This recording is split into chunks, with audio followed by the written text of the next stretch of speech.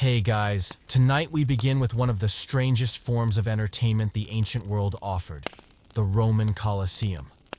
But instead of heroic battles or fair competitions, we will talk about the ridiculous, uneven, and often completely unfair matchups that took place there.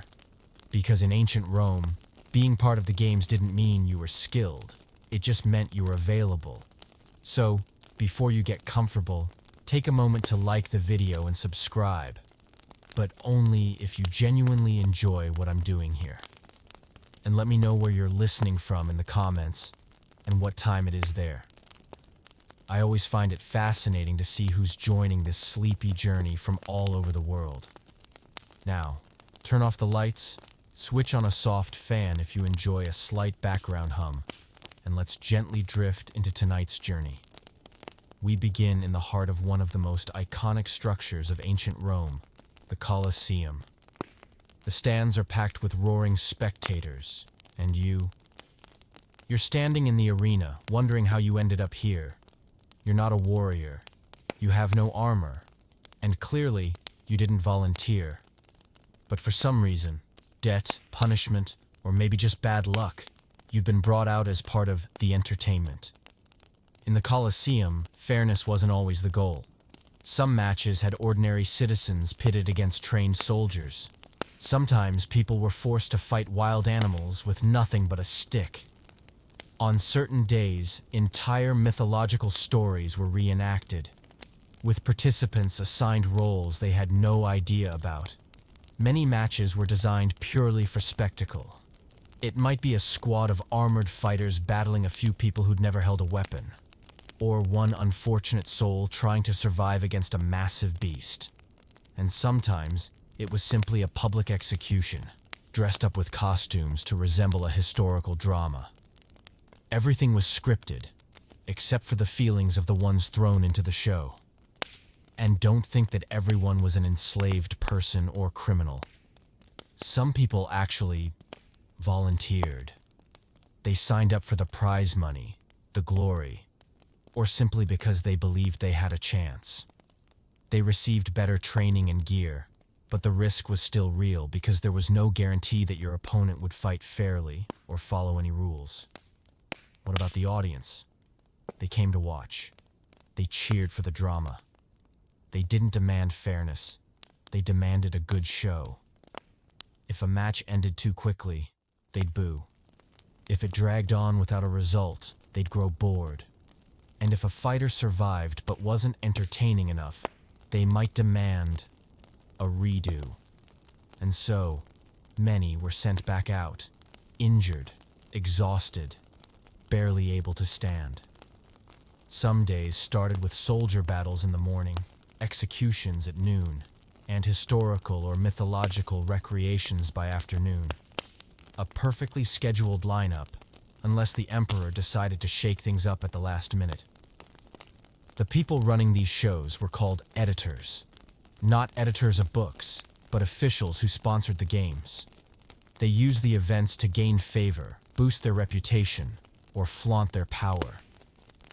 The more lavish and expensive the show, the more points they scored with the crowd, and those inside the arena, they were just part of the performance.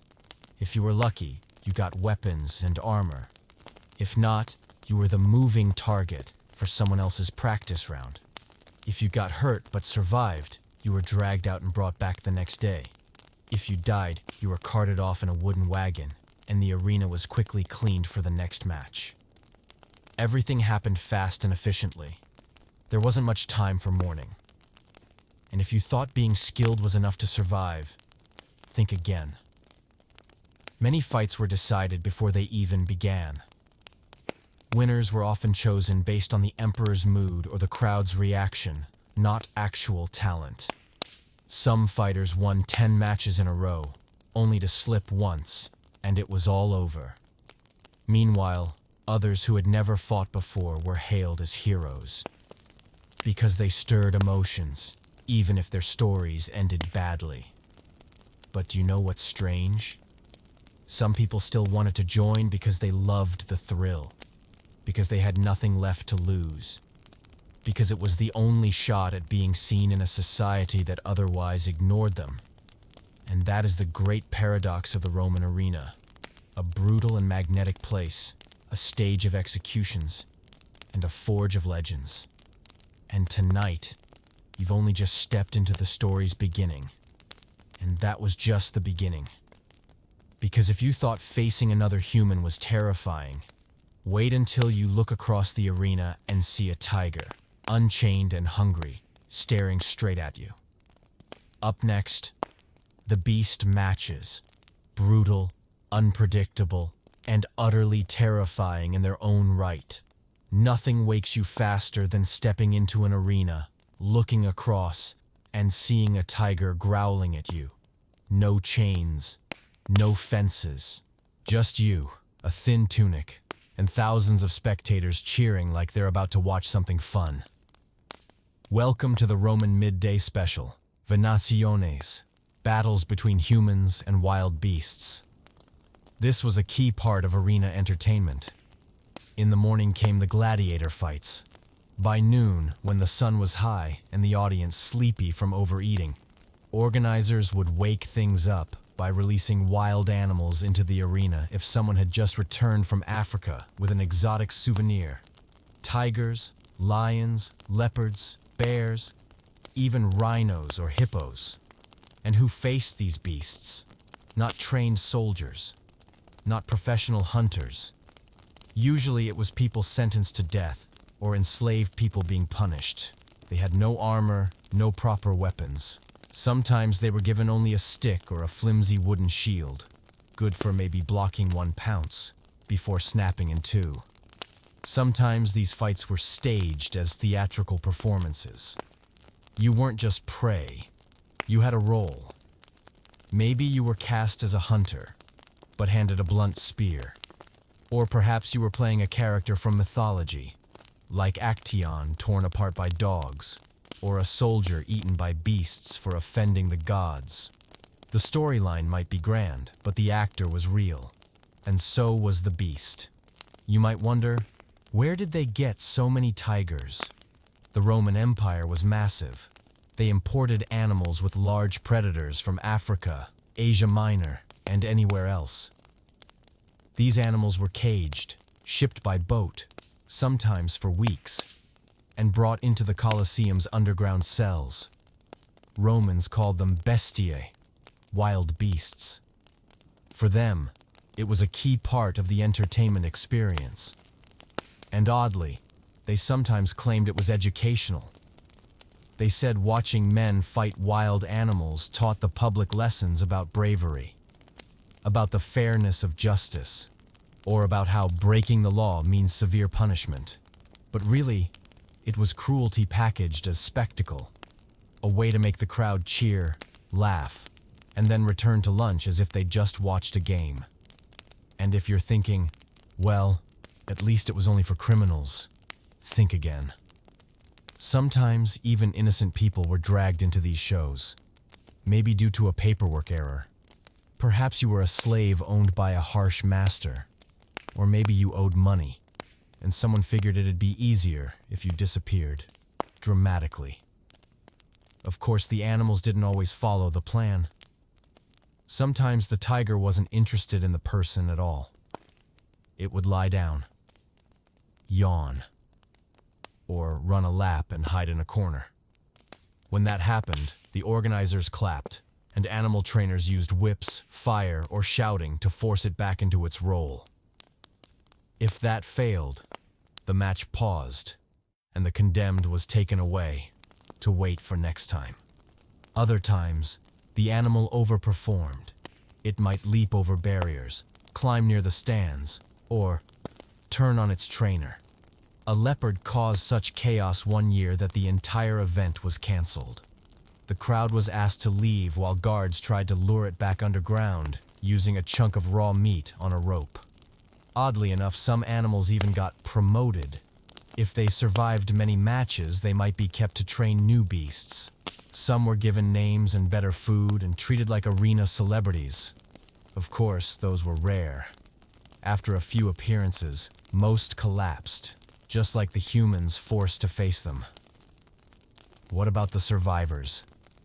You might be pardoned if you're lucky enough to live through a beast fight. The crowd would cheer, the emperor might gesture for mercy, and you'd leave the arena battered, but alive. That was considered a victory, even if you never wanted to fight in the first place. Honestly, surviving was a miracle. Because in the Roman arena, not everyone who entered was a warrior. Many were just material for the show. Whether criminal, enslaved person, or unwilling victim, they became part of a game with no fairness. A game with roles, music, and a cheering crowd, none of whom cared about your fate. And that was just the best fights. Tomorrow, we'll step into another kind of battle. One where your opponent isn't a lion, but another human, under equally bizarre circumstances. After the battles between men and beasts, once the audience had clapped their hands sore, eaten their fill, and begun to grow drowsy, the Roman arena shifted into its intermission. But don't imagine this was a time for rest or snacks. In the Roman world, intermission meant executions. It sounds grim, but this was an official part of the program for the Romans. Right after the first bouts, criminals were brought into the arena midday, not for trial, but for public execution, before thousands seeking midday entertainment. And they didn't do it. It wasn't just a quick act. The Romans had an entire arsenal of ideas to turn executions into theater. They called these performances damnatio ad bestias, condemnation to be devoured by beasts, or sometimes damnatio ad gladium, condemnation to be killed by the sword. Depending on the creativity of the organizers, you might be cast as a mythological character, or simply victim number 3. For example, one convict might be forced to play Prometheus, chained to a rock in the arena as an eagle was released to perform the role. Another might portray a rebel from Roman mythology, dragged across the arena by a chariot. Each role came with props, crude costumes, and ended in real death. No special effects, no stunt doubles. Everything was real. And the audience kept eating grapes, sipping wine, chatting casually. Some executions were even more elaborate. On occasion, a whole miniature stage was constructed right in the arena. Ancient writers recorded that they once witnessed an execution staged as a 3-act tragedy, each act featuring a different form of death.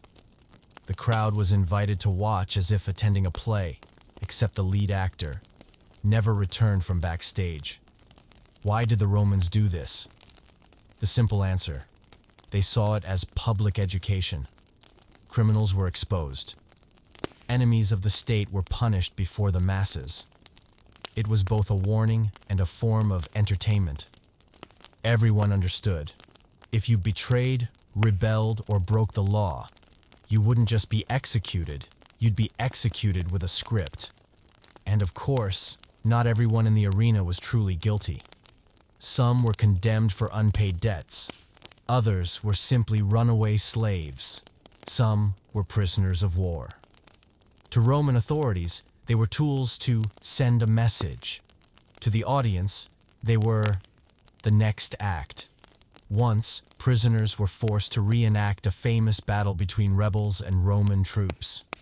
The prisoners played the rebels, unarmed, unarmored, while real soldiers played the soldiers. The result was predictable, but the crowd cheered wildly. No one cared that real people were falling.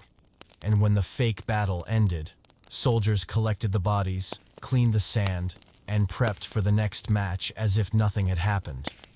However, sometimes the crowd wasn't satisfied. If a performance ended too quickly, if the condemned didn't react properly, the audience booed. They wanted drama. They wanted a climax. A quiet death, without screams or blood, was considered too dull. In such cases, the organizers took notes to improve the next time. Some people did survive. Not many, but a few. If someone was thrown into the arena, fought a beast or an opponent, and lived. And if the crowd liked it, they might be spared. This was called gratia, a pardon, often granted by the emperor or a high official. But sometimes, survival depended on the crowd's applause. The louder the cheer, the better your chances. Of course, the crowd wasn't always unanimous. Sometimes, one group shouted for mercy, another chanted, "Kill him." The Romans took the collective opinion very seriously. And so, a person's fate could change in seconds, based on the emotions of strangers. That alone is chilling. Imagine yourself standing in that arena. The sun was beating down, sweat on your back. Your hands are empty. Armed soldiers are in front of you, a roaring crowd on all sides. You don't know if you'll live or die. Everything depends on the spectators. No lawyer, no trial, just heat, sand, and drums announcing begin. That was the reality for thousands who stepped into the arena. And that was only midday. Later in the day, the real gladiator matches would begin. Fighters who were trained, experienced, famous, and some brand new, just hoping to survive their very first fight. But things didn't stop at wild beasts. Just when the blood dried and the sand was brushed smooth, the Romans brought out something even more unpredictable: the condemned criminals. And the punishments awaiting them? Let's just say, not all of them involved a sword. After the dramatic intermission, once the arena floor had been cleared, the bloodstains covered with sand to make things less unpleasant, and the crowd had nibbled a few more grapes, the real show began. The battles between professional gladiators, or at least those who looked professional. But you know what? Not everyone who was called a gladiator was ready to fight. Many were pushed into the arena without proper training, unfamiliar with their weapons, or even still unsure of what was happening. And so, the audience often witnessed something not listed on the program. A battle between a seasoned veteran and someone who had picked up a sword for the first time that morning. This happened quite often during large-scale games. Gladiators, also known as gladiatores, were typically selected from prisoners of war, enslaved people, or poor men who signed up hoping to change their fortunes. They were brought to a ludus, a training school. There, they learned how to fight, keep balance, handle weapons, and most importantly, survive more than 10 minutes in the arena. However, because of the unrelenting demand for entertainment, matches were frequent, almost constant, meaning many were sent out before finishing their third lesson. Some had only learned to hold a shield and were thrown into combat with someone who had already won 5 matches. Some still fainted at the sight of blood and had to step into the giant arena under the gaze of thousands who were eager to see blood spill as quickly as possible. These newcomers were often called tiro, first-timers. To the crowd, they were wild cards. To their opponents, they were easy wins. To the organizers, they were expendable extras. The sad part is that even the rookies were dressed like professionals. They wore the outfits, the armor, the helmets. They looked ready. But many didn't even know how to hold their weapon correctly. And the audience didn't know, or if they did, they didn't care. In some matches, rookies were pitted against veteran fighters with many wins. These were crowd favorites, with their signature styles. Some specialized in curved swords, others in nets and tridents. The crowd had once spared some due to their popularity, and now, facing them was a 19-year-old boy, never been in combat, clutching his shield like a food tray. Records show matches that lasted just 30 seconds.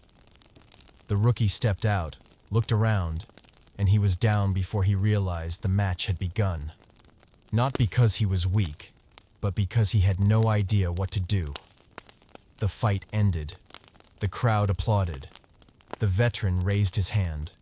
The rookie was dragged off. Of course, not all ended in disaster. Some newcomers pulled off the unexpected. A few were strong, quick to react, or just plain lucky. They dodged the first strike, countered by instinct, and somehow turned the fight around, and the crowd loved a good upset. When that happens, the Tiro might be promoted to novitius, who is a promising newcomer, survive a few more matches, and he'd get a real name, a title, and maybe even fans. But truth be told, most never made it that far. Just imagine it.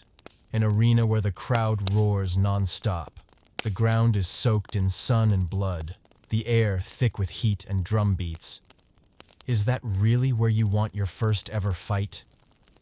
Yet many had no choice, no preparation, just one command.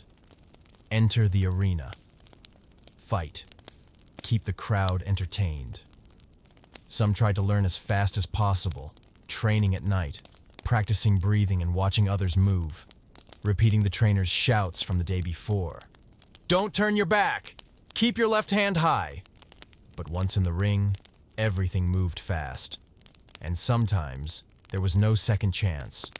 A few were lucky enough to face merciful opponents. Some older and more experienced veterans knew what it was like to be new. They fought gently, held back, gave the rookie time to find his footing. Some faked injuries to stretch out the match and make it interesting for the crowd. Some even whispered advice mid-battle. Don't expose your right side. Stay low. Even so, most fights ended the same. The rookie lost. But he might be spared if he showed good spirit, courage, or didn't run. Because in the arena, sometimes surviving was a victory. In the next part, we'll explore the strangest matches ever held, where fighters didn't just wield swords and shields, but wore mythical costumes and acted out legends, even if they had no idea what the story was. One of the most curious, and slightly absurd, aspects of the Roman arena was that sometimes people who had no reason to fight volunteered to enter. And no, they weren't enslaved, they weren't criminals, and they weren't even professional soldiers. They were nobles. You heard that right. Occasionally, the wealthy, the children of powerful families, even royal relatives, suddenly decided they wanted to try being gladiators. Why?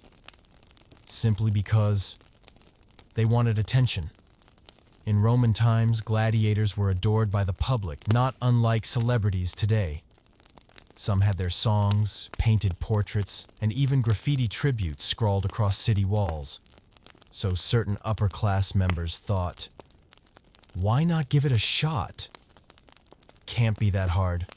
I've got money, I can hire the best trainers, and if I win, my name will spread throughout Rome. Sounds reasonable, until they stepped into the arena.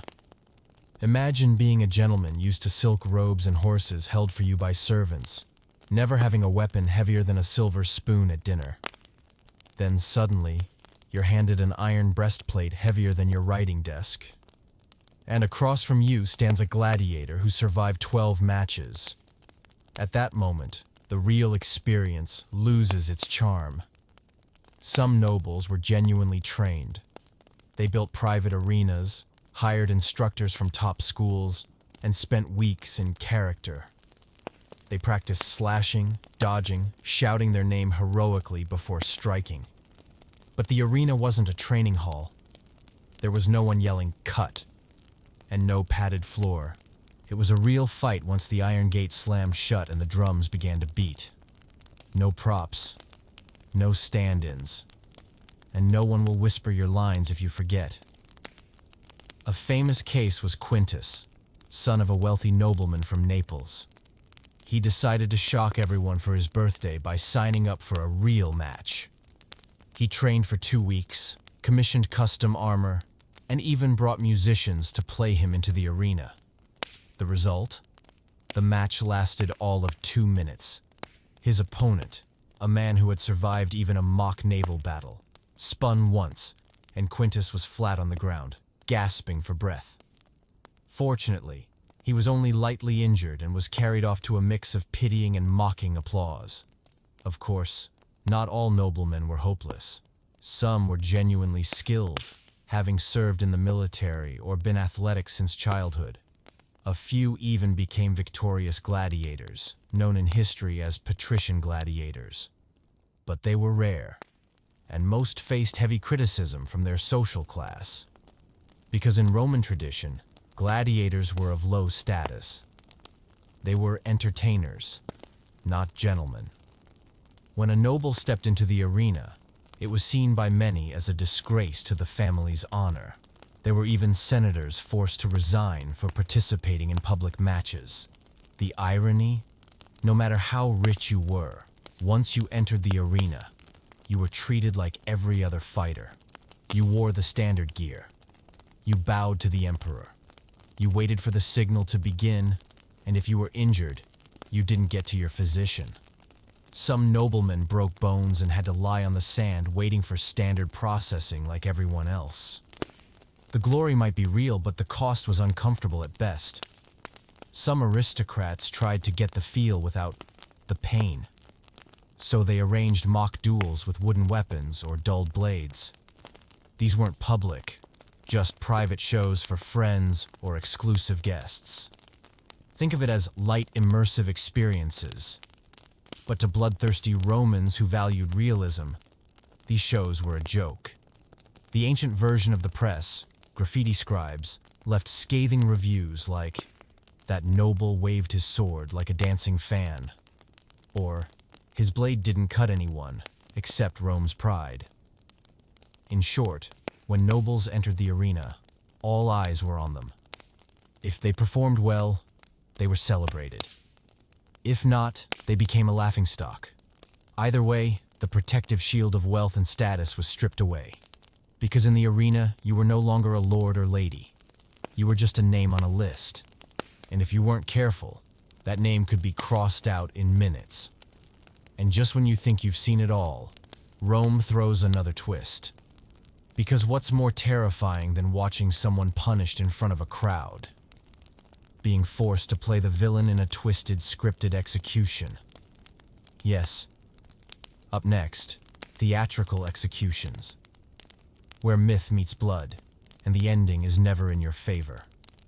After the matches with gladiators, wild beasts, and the occasional noble who fancied a challenge, the organizers of Roman arena spectacles still weren't satisfied. They constantly sought ways to make everything bigger, stranger, and unpredictable. And so, one day they decided to bring an entire forest into the city's heart. Yes, you heard that right. There was an occasion when the Colosseum was transformed into a miniature forest, with real trees, soil, and even birds fluttering through the air.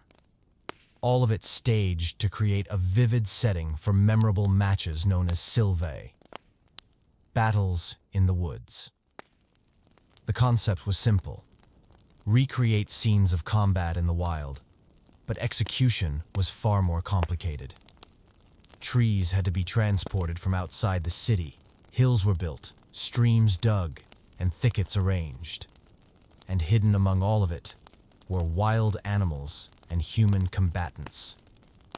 This wasn't just a fight anymore. It was a full-blown production, with storylines and scenery. A live-action blockbuster without a director, without special effects, and no guarantees that you'd make it through to the second act. And who were the stars of this play? As usual, it was the condemned and the low-tier gladiators. They were given a brief plot like, "You're a jungle survivor, being hunted by beasts." Then handed a blunt spear and sent him in with a good luck. Inside the forest might be lions, bears, or tigers. There might be soldiers dressed as native hunters, lying in ambush. There might be traps, pitfall holes, or fake fires and smoke machines of the ancient world. Everything was designed to make the spectators feel like they were watching a real story. Of course, the audience sat comfortably in the shade, snacking and sipping wine, laughing whenever someone tripped or screamed. Meanwhile, those inside the forest had to duck between trees, panting in fear, and often had no idea what was happening. And it didn't stop there. Some matches even had soundtracks. A small Roman band was stationed beneath the stands, playing drums and horns during dramatic moments. When a bear appeared, the music would swell. When a fighter ran for his life, the drums quickened. And when someone fell, a trumpet blast signaled the scene's tragic conclusion. To the crowd, it was living art. To those on the ground, it was a nightmare. Once, one of these jungle scenarios went on for 3 hours. Decorative wooden stakes injured several people. Others broke bones due to unstable terrain laid hastily across the arena floor. Some animals even wandered into the spectator section, causing brief chaos before being herded back underground. Still, the Sylvi matches continued. Why? Because the crowd loved them. They didn't come to the Colosseum just for blood. They wanted immersion. They wanted a wild adventure in the middle of Rome, without leaving their seats. And if turning the Colosseum into a forest wasn't impressive enough, wait for what came next. When the Romans decided to turn the arena into the sea. That's right. They hosted naumachii, full-scale naval battles in the middle of dry land. Suppose you thought flooding the arena with a forest was the strangest thing the Romans ever did. Congratulations. In that case, you're about to meet a crazier concept. Naumachii, full-blown naval battles in the middle of dry land. Not miniature reenactments, not toy boats in a tub. Real water, real ships, real people, and real casualties. Picture this. You're seated in the stands of the Colosseum, the weather's perfect, and a light breeze is blowing. Then suddenly, the arena, which was covered in sand and blood just yesterday, transforms into a shimmering lake. Yes, the Romans flooded the arena floor by opening underground canals that let in water. It was an engineering marvel, incredibly sophisticated and labor-intensive. But after a few hours of preparation, the hardened ground was transformed into open water, and the ships began to appear from both sides when the drums rolled. Not massive warships, smaller vessels styled after Greek or Carthaginian designs, complete with oars, sails, and crew members playing their assigned roles. You might think, oh, it's just a stage performance, right? Nope. They fought for real. The people cast in these battles were typically prisoners, enslaved people, or disgraced soldiers. They weren't asked for consent. One morning, someone might be shaken awake with the words, "Get up. You're a sailor today." And just like that, you were part of the fleet. Your mission? Simple. Row out, engage the enemy vessel, and try to survive. Each team had dozens of members, rowers, archers, spearmen, and swimmers, just in case the boat went down and someone had to handle the situation. Unlike other arena fights, naumachii often had historical storylines. One battle might reenact Athens versus Sparta, or a Roman naval fight against Cilician pirates. But even when dressed up in historical fiction, the results were real. Boats capsized, people drowned, and many couldn't swim. There was one year when a single naumachia lasted nearly 2 hours. During that time, thousands of spectators cheered, laughed, and pointed whenever someone was knocked overboard. Some even brought bread and wine and treated the whole thing like a picnic. The real feat was in the preparation. To stage a naval battle like this, the organizers had to coordinate hundreds of workers, engineers to manage the water system, shipbuilders, trainers, and eventually, people to retrieve bodies from the water afterward. Once it was over, the water was drained, the floor restored, and the arena made ready for the next day's show. Expensive? Absolutely. But worth it, at least in the eyes of those trying to win the people's favor. The emperor was usually the sponsor. These events were political gifts, meant to impress. The grander the spectacle, the longer the show, the more dramatic the special effects, the better. And the common folk? They didn't care where the money came from. They just wanted to see a naval war in the middle of a city. And what about the poor souls acting in it? No one asked if they could row. Someone might have been a blacksmith just the day before. Now they were handed armor, a heavy spear, and told, just aim forward and stab. Some fell into the water from exhaustion and never resurfaced. Others tried to board enemy ships, slipped, slammed against the side, and that was the end of their performance. Yet some rose as unexpected heroes. You might be granted your freedom if you rowed well, fought bravely, and survived an Almachia. Some were even accepted into the actual Roman military. A few were cheered by the audience, and in rare cases, awarded, sometimes with money, sometimes with liberty. But those cases were rare. Most participants appeared only once. Afterward, someone new was chosen. The audience didn't remember names, just that one ship that got rammed and sent water flying. No one cared who was on it. That was the cold truth of the arena. Today you might be a sailor. Tomorrow, a jungle fighter. The day after, cast as a rebel in a historical reenactment. You didn't need skill or experience to show up. But thankfully, you're here. Not on a boat, not rowing into a fake lake, not holding a spear because someone needed a dramatic ending. All you need to do is lie still, relax, and let the imaginary waters grow calm once more. Gladiators, tigers, naval battles, fake forests. Sounds intense.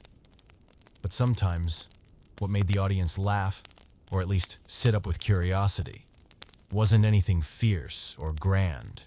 It was ducks, or more precisely, geese. Yes. Among the many bizarre events staged in the Roman Colosseum were shows known as light battles, designed mainly for humor and harmless entertainment. Instead of blood and clashing steel, spectators watched a grown man try to chase, or run away from, a bunch of very angry geese.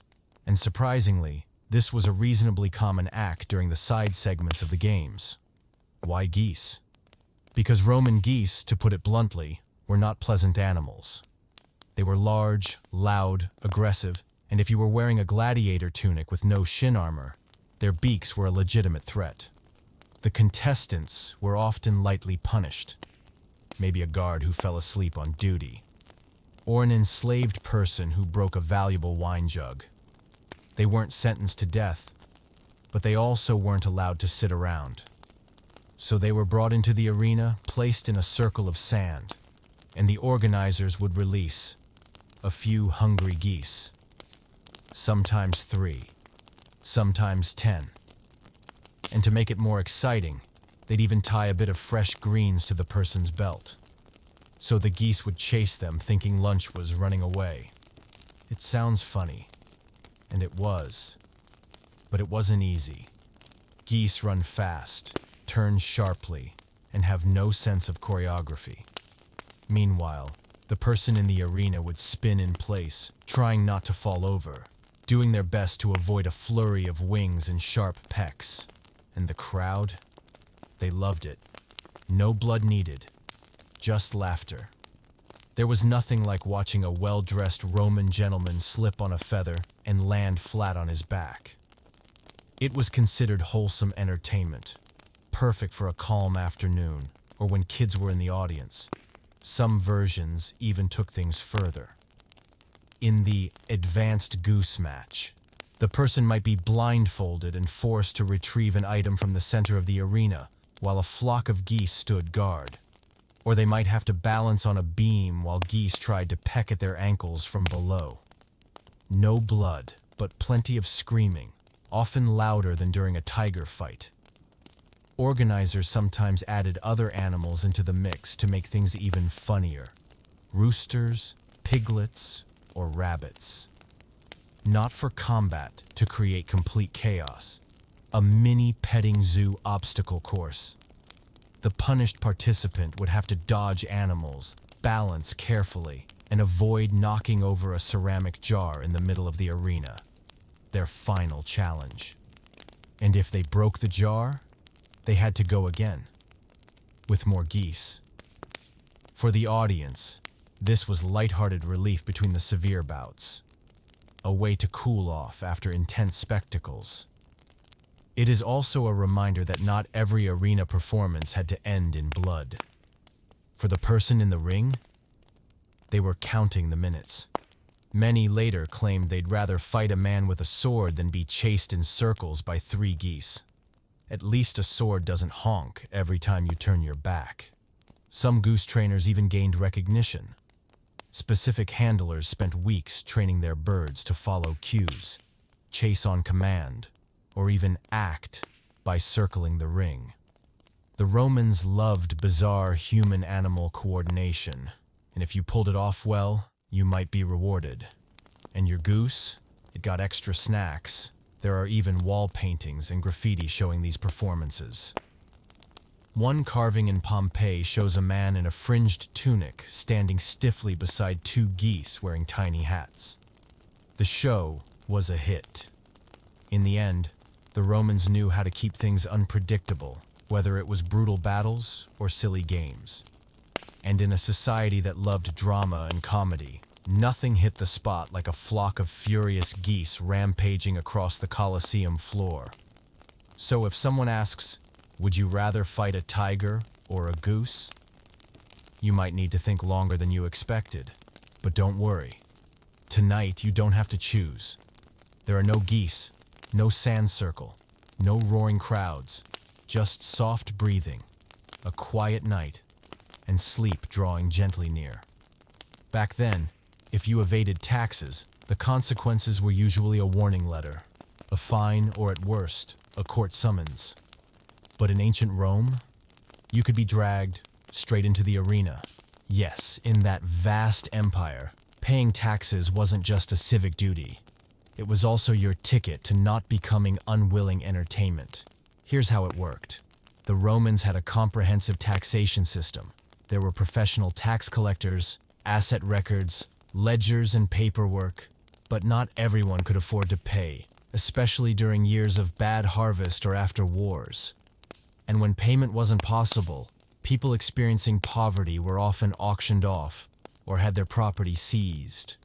If you had nothing left, no house, no land, no assets, then the only thing left to give was yourself. At first, you might be assigned to forced labor, hauling water, sweeping streets, or moving stones for construction. But if after a few months you still hadn't paid off your debt, or if the tax collector got impatient, you'd be sent to the last place anyone wanted to go. The Ludus Gladiatorius, the gladiator training school. Not because you were talented, but because you were cheap.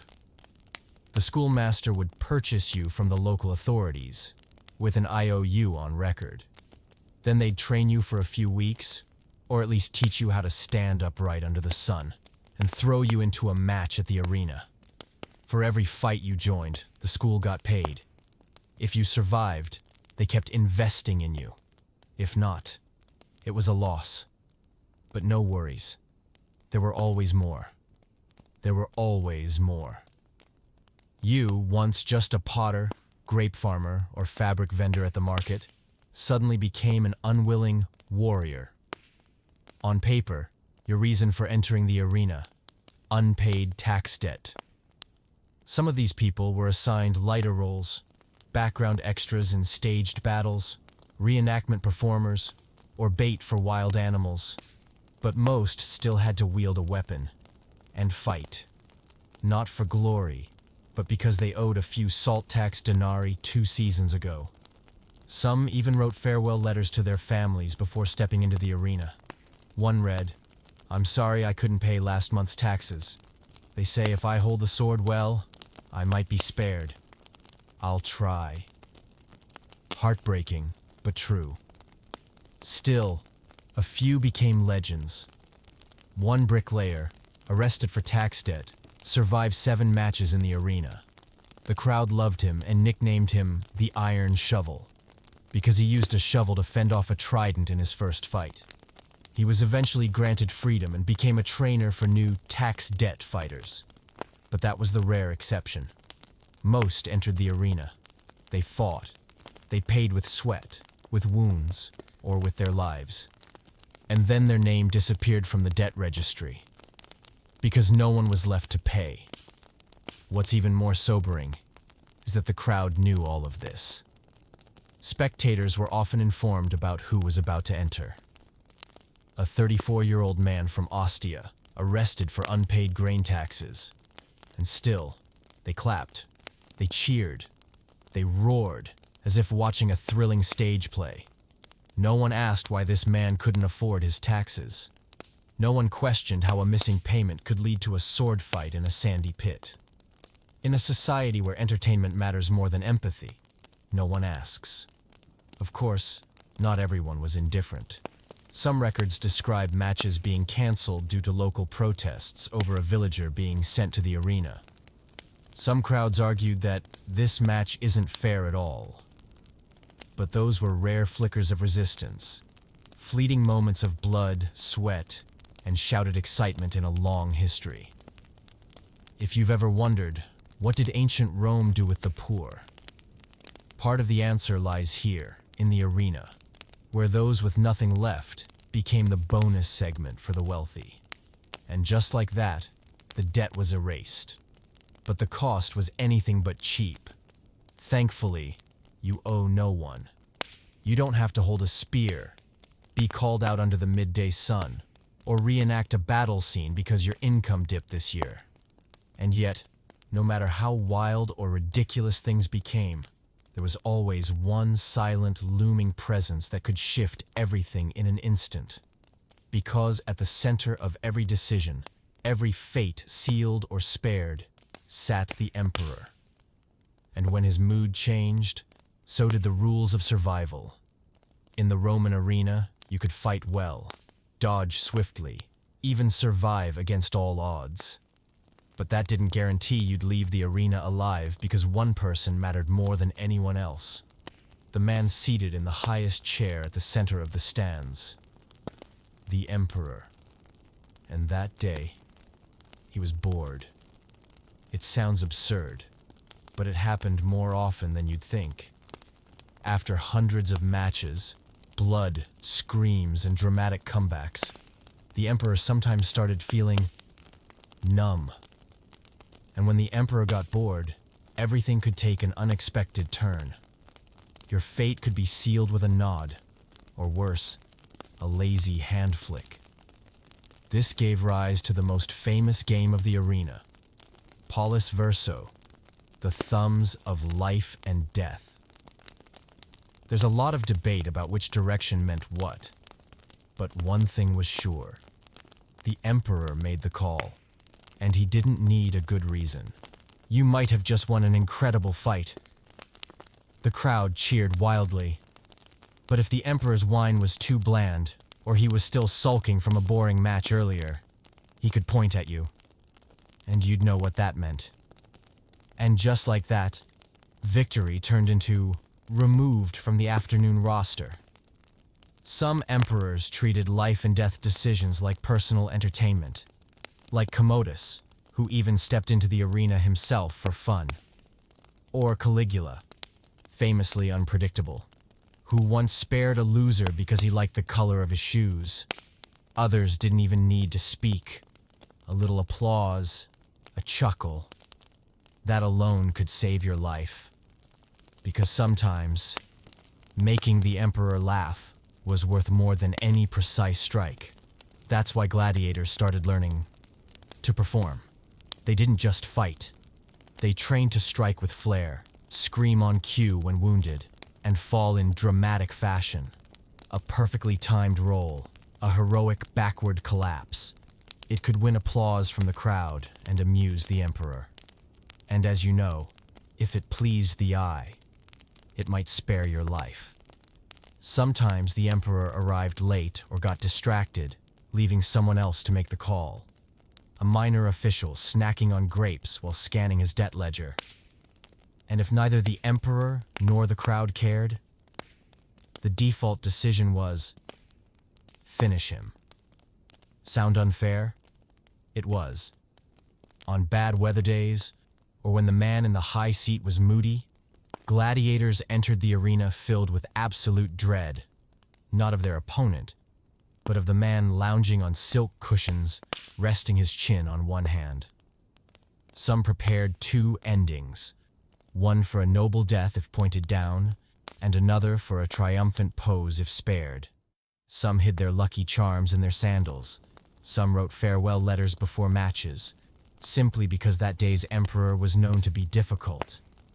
And on some days, the emperor just felt generous. Spare them all today. I feel merciful. And just like that, everyone survived.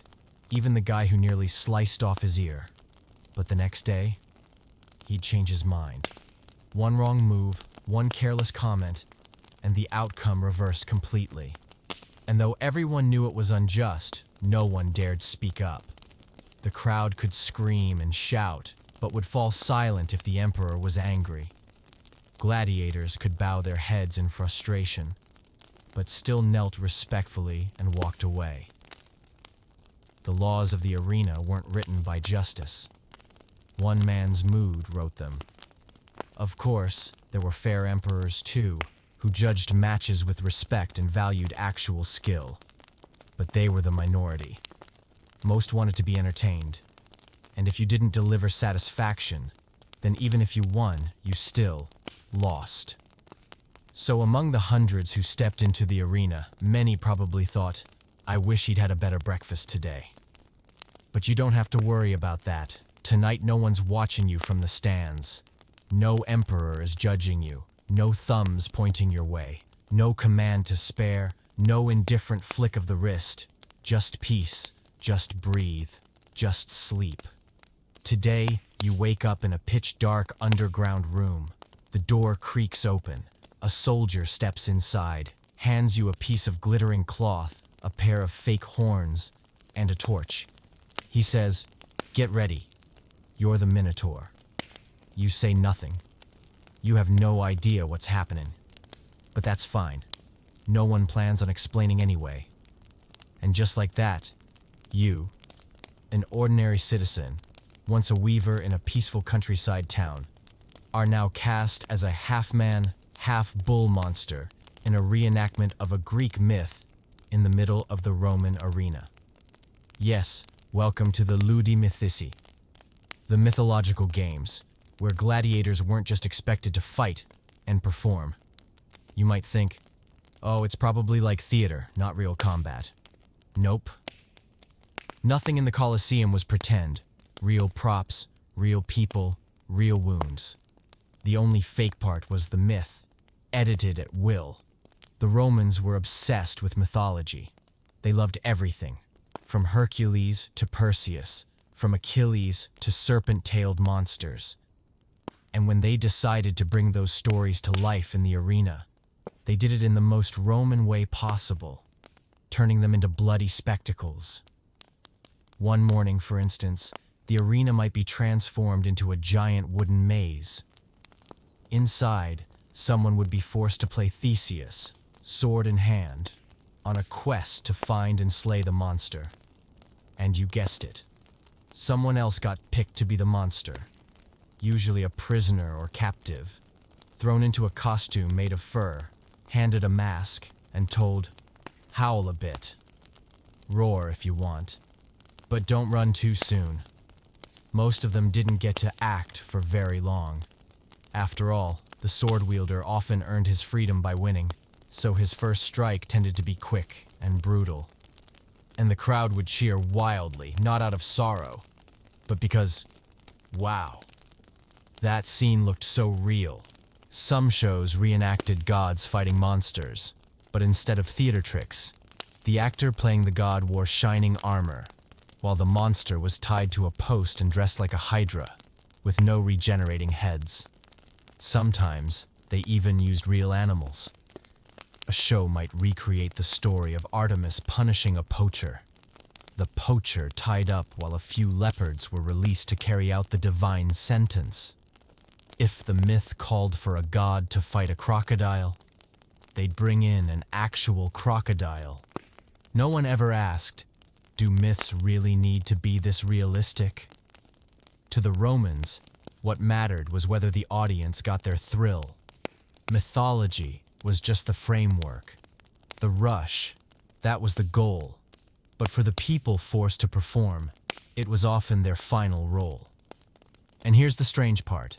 Most of them didn't even know what role they were playing. Many of those forced into these performances were enslaved people or prisoners from faraway places who barely spoke Latin. Someone who handed a lion-skin cloak might think he was playing a king. Someone cast as the lead might be a character whose entire job was to appear, and then get taken down in 20 seconds. Sometimes, the performance went off script. There's one story of an actor playing Hercules who forgot the ending. He stabbed him for real instead of pretending to knock out his opponent. The opponent collapsed. The audience applauded, but the producer shouted, "Wrong line!" Of course, no one blamed him. If you're wearing animal skins, holding a wooden club, and someone comes charging you with a real sword, missing a cue seems fair. These reenactments usually happen during major festivals or imperial celebrations. The goal: entertain the people, honor the gods, and give the condemned a meaningful role. Sounds noble, but really, it just meant you got thrown into the arena with some shiny accessories and hoped your death looked dramatic. The only bit of consolation? Sometimes the god would trip, and the crowd would switch sides. There's one story where the monster survived, while the hero fumbled his grip and had to run laps around the arena. The crowd laughed so hard that the monster was spared for giving them a truly unforgettable moment. But that was rare. Most shows still ended the same way. One person standing in the center of the arena, and the other no longer standing. All because the Romans wanted to see what mythology would look like. But you don't have to play any role tonight. No gods, no monsters, no itchy fur costumes, no ropes, no rehearsals, no scripts to memorize. Just quiet now. Just you, breathing softly as the curtain falls on the day. You survive the myths, the costumes, the chaos, and the crowds. But the moment the roar of the Colosseum fades, you're not sent home with flowers. You're sent to school. Not the kind with books and lessons. The kind where you either learn to fight fast or never make it to your second class. You are captured, marked, hauled onto a wooden cart. No one explains much except for a short sentence from the guard escorting you. You'll be trained. And just like that, you arrive at the Ludus, the gladiator training school. Sounds like a skill development center. Don't get your hopes up. There are no spacious classrooms, friendly coaches, or fruit during lunch breaks. A Ludus is more like a prison. Only here, they're not training you to rejoin society. They're teaching you to fight. And ideally, not die too fast. You're in another world from the moment you step through the gate. High walls, armed guards, real chains. No one greets you with a smile. The first person you meet is the record keeper, holding a list, sizing up your height, weight, teeth, even the shape of your shoulder bones. They might dismiss you on the spot if you're limping or too skinny. But if you look at usable, congratulations. You've officially joined one of the harshest training programs in the Roman Empire. Each day begins before dawn. While it's still dark, you're jolted awake by a staff pounding the iron gate. Everyone lines up, gulps some stale water, and begins the day's drills. There's no soft bedding, no alarm clocks, just a trainer whose voice booms louder than thunder, and a stick he uses to correct your stance if you're not standing just right. Training lasts for hours. You learn how to hold a sword properly, how to brace a shield, how to pivot without tripping, how to retreat without losing balance, and most importantly, how never to turn your back when you hear footsteps. You're sorted into groups, depending on what kind of gladiator you'll become. Some are trained as murmillos, with large swords and heavy shields. Some become retiarii, using nets and tridents. Others are cast as the slow and strong type, wielding clubs and shoulder armor. No matter your category, training is brutal. You strike wooden posts until your arms go numb. You run laps in armor that weighs more than you do. You leap over sand pits, crawl under thorn ropes, balance on planks. Not for fitness, but because real arenas are never smooth or forgiving. As for meals, not what you'd call gourmet. Every day you get bean soup, hard bread, and maybe a scrap of meat if you're lucky. No wine, no dessert, just enough to keep you from fainting during the afternoon drills. But the most challenging part isn't hunger, it's control. You're not allowed outside. You're not allowed to speak too loudly. You can't keep anything sharp. You must ask permission for everything. Guards follow you. You're locked behind a heavy gate every night, sleeping on dirt or a rough wooden bed. Some try to escape. Most fail. One scaled the wall, caught within 30 minutes. One faked an illness, but was exposed when a rat ran across him and he didn't flinch. Those who get caught are punished, whipped, shackled. Some disappear altogether, and no one mentions them again. And yet, surprisingly, some ludi have fair trainers. They teach properly, thoroughly. They don't want you to die early. If you perform well, the school gains prestige. The more you win, the more the school earns. So some trainers treat you like a living investment. They shout but also show you how to twist your body to lessen a blow, or fake an injury to retreat safely when things go wrong. Some of these trainers are former gladiators, veterans of dozens of fights.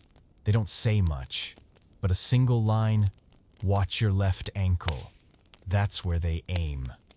Can save your life. And sometimes bonds form in the school. You train with others, eat with them, run with them, take hits together.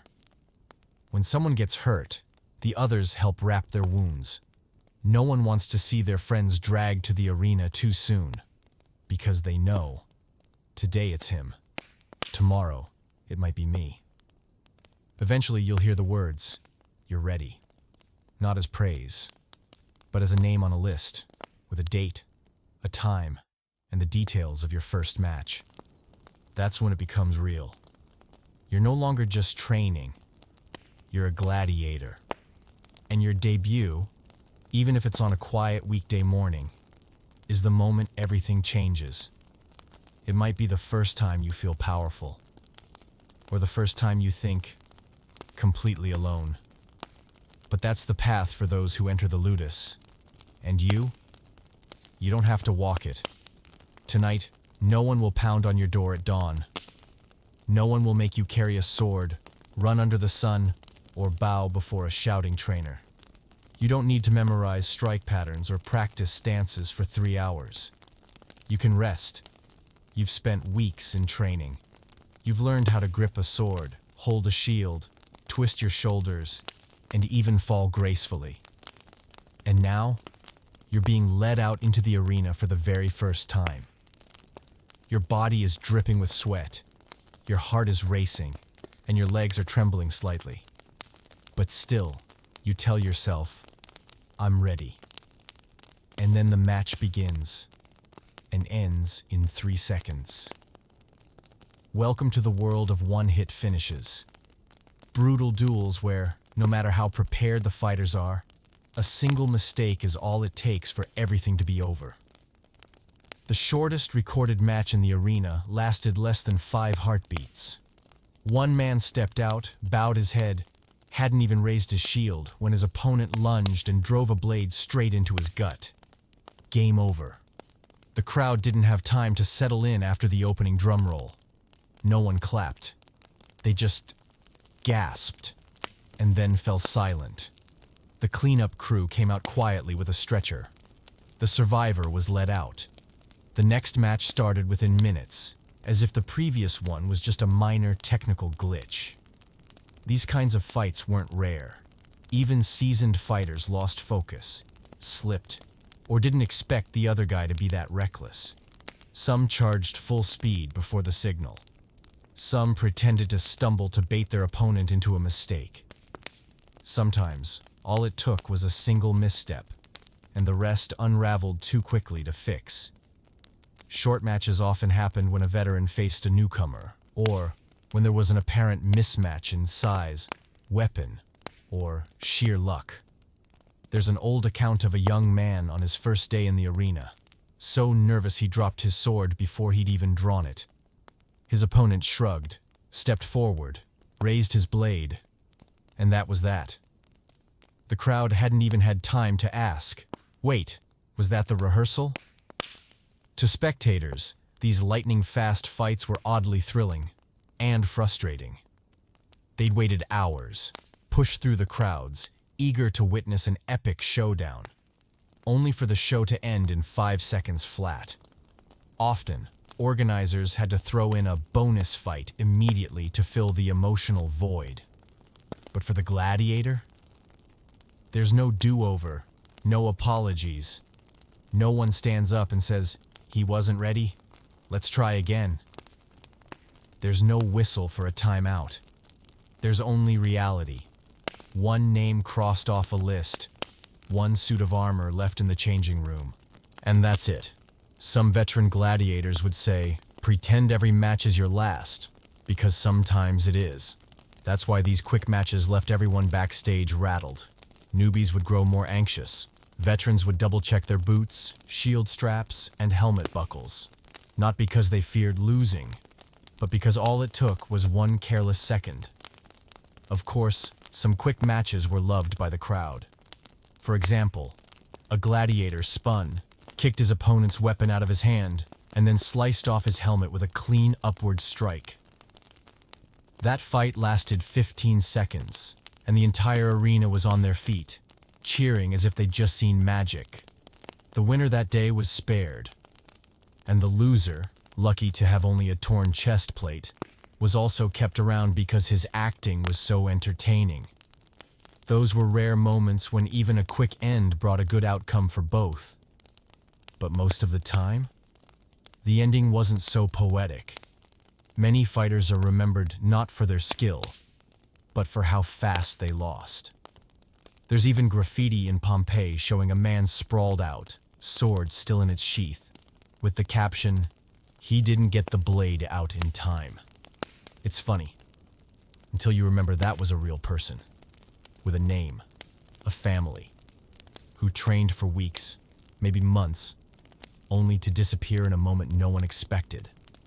And yes, some ended their matches on purpose, not because they were weak, not because they were afraid, but deep down, they didn't want to continue because they knew. They stepped forward, bowed, and dropped their weapon. Some were spared, some were not. Did the emperor feel generous that day? Was the audience bored enough to want blood? No one could tell. Because in the Roman arena, life and death weren't decided by swords, but by feelings. But you don't have to plan every move with that much pressure. You don't have to stare down an opponent, holding your breath for a signal. No one's asking you to be ready in 3 seconds. Tonight, all that's asked of you, it is to breathe, to rest, to drift. No shields, no screams, just peace. You step into the arena. The sand is still fresh. Your armor still gleams. You're ready. This is your first real match, and you've trained for it. And then, from the stands, comes the first shout. "Hit him already! Don't be like that last guy!" You look up. A bearded man, holding a wine jug, is pointing at you and laughing hysterically. Welcome to the most unpredictable part of every Roman match, the spectators. And not just any spectators, drunken ones. Wine flowed like river water during major festivals like Saturnalia or Ludi Romani. People celebrated, drank, cheered wildly, and forgot they were watching real people in real fights. Over 50,000 crammed into the Colosseum. Many had been drinking since dawn. Some brought their flasks. Some bought wine right in the stands. So by the time your match begins, you're not just facing your opponent. You're facing thousands of very vocal wine-fueled opinions. Some scream your name, even if they don't know it. Some cheer for you because you look like their cousin. Some yell anything at all. Slash him! I bet money on you! You don't know what they bet, but you can feel the pressure.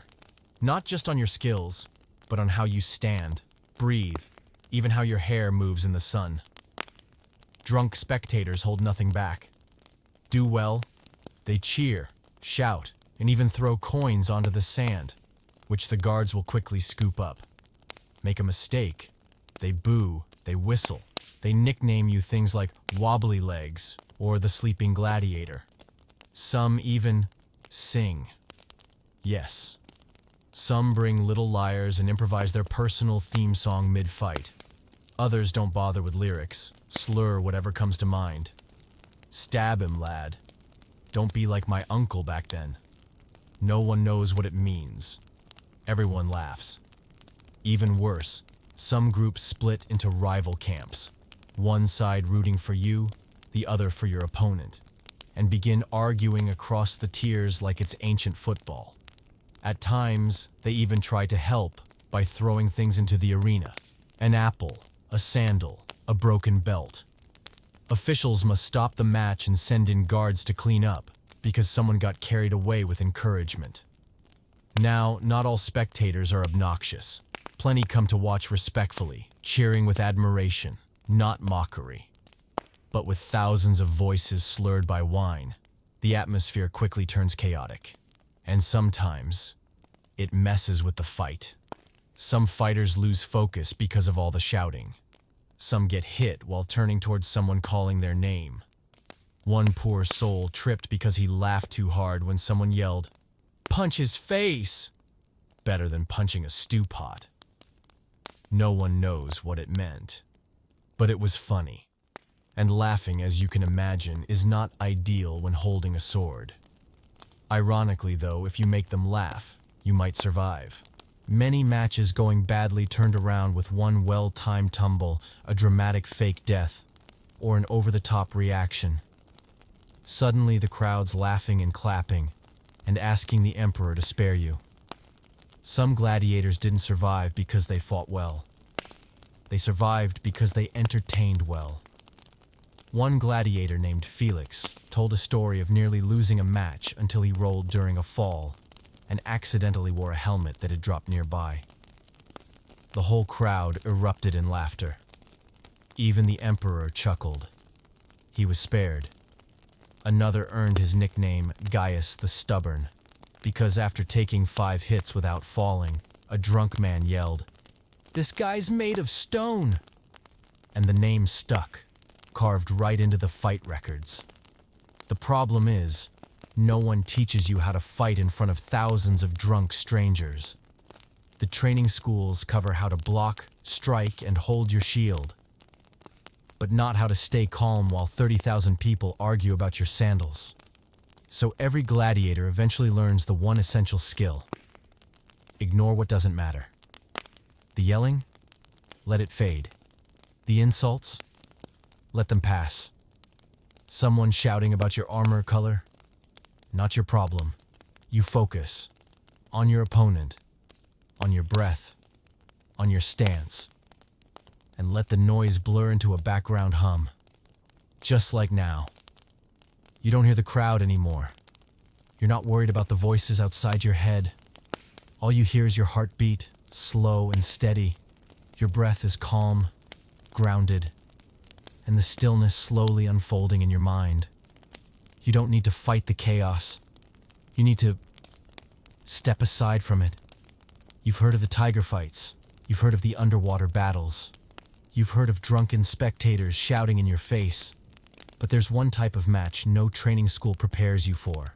Not because it's dangerous, but because no one dares admit it exists. Welcome to the broom fight. Yes, real brooms, wooden handles, straw bristles. One for each fighter. No armor, no helmet. Just you, your opponent, and an arena full of spectators expecting a very cheerful afternoon. These matches were held during rest days, when the emperor wanted more laughter than blood, or when there were just too many children in the stands. The organizers called them ludiskenici gladiatori, theatrical gladiator games. But most people called it the bloody dust sweep. There wasn't any blood, just a lot of dust, and even more falling. Usually the two chosen fighters were old, injured gladiators, men no longer fit for real combat, but still quick on their feet, and with a good sense of humor. Some were retired soldiers. Some were former bakers who'd fought a few matches and gotten kept around for their comedic falls. They'd walk into the arena dressed ridiculously. Leather skirts, shoulder pads made of nutshells, and helmets adorned with chicken feathers. Each got a broom. Not too long. Just enough to poke at the other's legs or trip them gently. The match wouldn't begin with drums, but with a long horn blown by a tired older man. A sound that resembled a snore being strangled. And so began the sweeping. No real fighting, no stabbing, no slashing. Just bursts of dust kicked into each other's faces. Playful chases around the arena. Exaggerated slips, fake falls, and dramatic recoveries as if nothing had happened. The crowd howled with laughter. Some laughed at two grown men chasing each other like kids. Some laughed because the dust made one sneeze uncontrollably. Some just laughed because one broom snapped in half and the other man held it up triumphantly like he'd disarmed the enemy.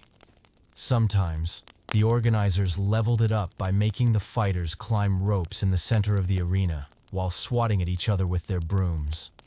Whoever fell first lost, but who fell more dramatically won the crowd's heart.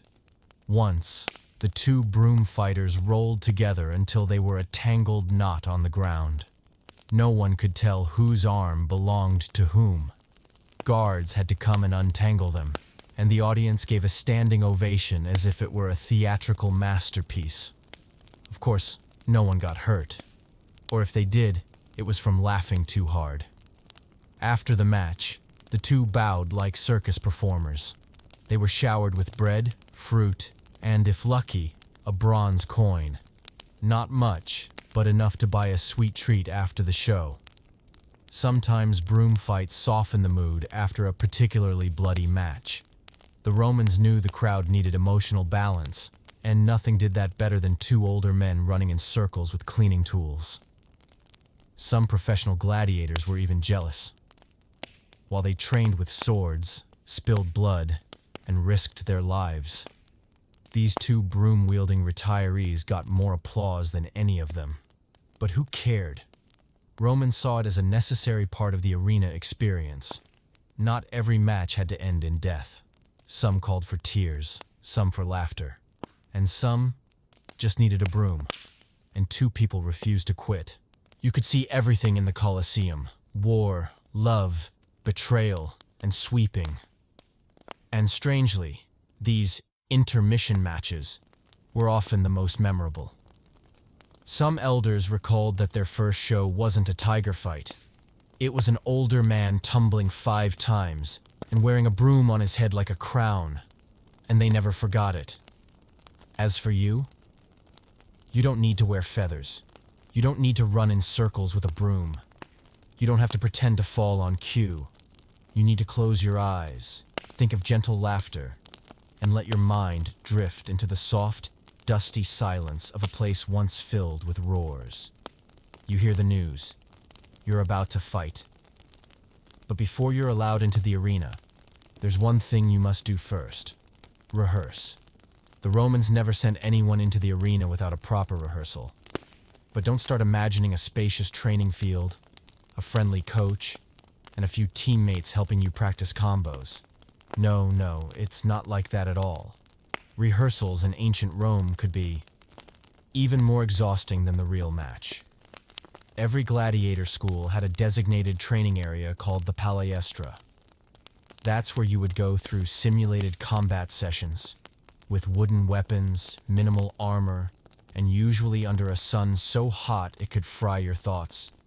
The goal, to get you used to pressure, to the presence of a crowd, and most importantly, to getting hit. Typically, the trainer would pair up two people of similar level. If you were new, you'd fight another newbie. If you were weak, they'd match you with someone less weak. But no matter who you faced, you still had to go through the whole ritual. Bow, take your stance, control your breathing, and endure pain. Because even though it's just a rehearsal, people still hit hard. Sometimes harder than in the real arena, hoping to impress. Some rookies broke their arms in the second session, simply because they forgot to duck at the wrong moment. The trainers didn't stop it. They only said, if it doesn't hurt, it doesn't count. There were days when the whole group had to take turns fighting, a few minutes per person. Even if you were exhausted, you couldn't stop. Anyone who asked for a break was forced to run 10 laps around the field, in full armor. The hardest drill? Standing alone in the arena while the trainers simulated crowd noise. Some were very creative. They got guards to play rowdy spectators, yelling insults, clapping, whistling. Sometimes they'd even throw cold water on you mid-swing to simulate unexpected scenarios. And you had to stay calm, no flinching, no backing off. Just adjust your posture and continue. There were also scripted scenario sessions where your role was to lose. You'd be thrown down, told to stay still, and wait while your opponent raised their fake sword. If you moved at the wrong time, they'd hit you for real, to help you remember not to do that again. Some said the rehearsals were scarier than the real fight because you knew you couldn't win and still had to keep taking hits. And if you messed up, the trainer wrote it down. No praise, just notes. Notes that would be used to make tomorrow's session even harder. But practice wasn't just about fighting. You also had to learn how to fall correctly. Sounds easy, right? It's not. Fall the wrong way and you're injured. Fall too awkwardly and you bore the crowd. Fall beautifully, but too early. And people might think you're faking defeat. So you were taught to fall sideways, roll over, spin as you dropped, collapse out of nowhere. Each type of fall required perfect timing between your head, shoulder, and the ground. Those who trained well got to try the real arena, but only during dry runs. That meant a short match, no audience, under supervision. Guards noted your movement, reaction time, and how well you kept your rhythm. If you passed, you were officially added to the eligible to perform list. Sounds fancy, but really, it just meant your turn to face life and death was coming. Some people even tried not to pass. They held their sword wrong, pretended to stumble. I hoped to be assigned to the supporting cast, those who ran around the arena getting slapped lightly and not fighting. But if the trainer suspected you were faking, your training would double. Truly weak? You might get sympathy, pretending to be weak. That meant you were lazy. You couldn't avoid the training, but no one expected you to love it. One saying went, training is where you find your limits. The real match is where you're forced to go past them. And despite the pain, exhaustion, and occasional embarrassment, you still had to stand up, brush the sand off, and keep going. Thankfully, tonight, you don't have to rehearse anything. No wooden swords, no iron helmets, no one shouting in your face, "You're holding the shield wrong." You're standing in the middle of the arena. The sand beneath your feet is hot. You're wearing armor, heavy and tight. In your hand is a spear, and behind you, The iron gate has just slammed shut. Ahead of you, a lion. Massive, thick-maned, eyes glowing golden like fire. It emerges from the animal gate, stepping into the crowd's cheers. Everyone holds their breath. Then, it sits down. Yes, it doesn't roar, doesn't leap, doesn't charge. It sits, licks its paw, lets out a long yawn, and lies down entirely. And the audience isn't sure whether to laugh or be disappointed. Welcome to one of the many failed matches in the history of the Colosseum, where a beast, carefully trained and starved for hours to ensure aggression, suddenly doesn't feel like fighting. It wasn't all that rare. Wild animals are still living beings, no matter how confined, provoked, or released on schedule. And sometimes they're tired. Some walked out and immediately turned back, pawing at the gate as if to say, "Oops, wrong exit. Can I go back in?" Others wandered around the arena, sniffing the ground as if looking for a lost breakfast. Sometimes they'd find a few crumbs of bread tossed by the crowd the day before and sit down to eat. The fighter facing them would feel both relieved and anxious. Relieved they weren't being torn apart. Anxious because, what now? Some gladiators tried banging their weapons and stomping the ground. Some shouted, jumped, and ran around to provoke the animal. But still, the beast didn't care. One even lay on its back, belly to the sky like sunbathing. The crowd split in opinion. Some laughed hysterically, clapping and shouting, "What a cute kitty!" Others whistled in disapproval. "This match is a joke!" Organizers panicked. Sometimes they signaled to release another animal. But if the second one was also indifferent, the whole arena turned into a lazy zoo. A sign was missing. "Please don't feed the lions."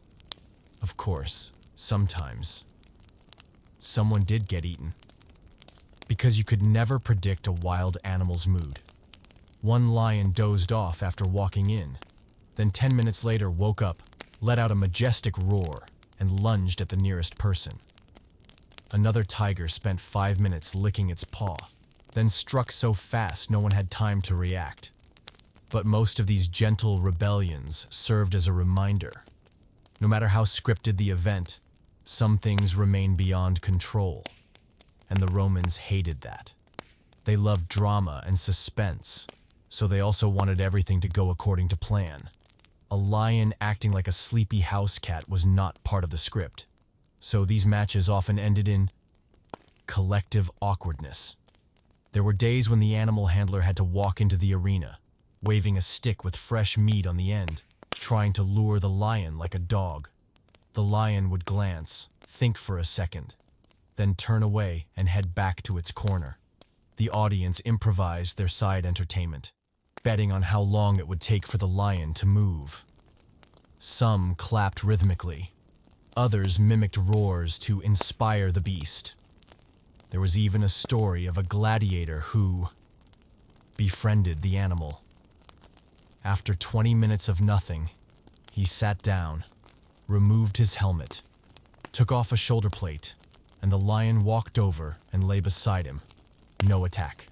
Just two creatures, both wondering how they ended up here. The audience burst into tears, not out of emotion, but from laughing hard. That day, the entire arena gave a standing ovation. Both friends were spared. The lion was rewarded with double rations. The gladiator became a minor legend, nicknamed the Lion Whisperer. Not every match ended that sweetly, but moments like those, unplanned, unscripted, made the arena feel just a little less cruel, and reminded everyone that sometimes doing nothing at all is a kind of bravery. As for you, tonight you won't be facing a lion, tired or hungry. You won't have to scream for survival or perform for 50,000 roaring strangers. No one's waiting for you to roar. No one's beating a drum to signal your attack. You're in the middle of the Colosseum, You've just parried a slash from your opponent. Sweat drips, sand swirls. You step back half a pace, struggling to stay balanced. Then, thud. Something flies from the stands and hits your shoulder. Not a sword, not an arrow. It's a loaf of bread. You flinch. Your opponent pauses. Both of you glance upward. In the stands, a bearded man stands up, holding the other half of the loaf, and shouts, "Feed him!" He looks too weak. Welcome to a lesser-known side of the Roman arena. The audience didn't just watch, they participated. And their enthusiasm didn't always help. Roman spectators were extremely proactive. They didn't just cheer, they threw things. From compliments and whistles to mystery objects. If they loved you, you might get an apple, a handkerchief, or a tiny laurel wreath. If they hated you, congratulations, you might take an olive pit to the face. And don't think the projectiles were all in good fun. Romans were inventive. Some threw sandals.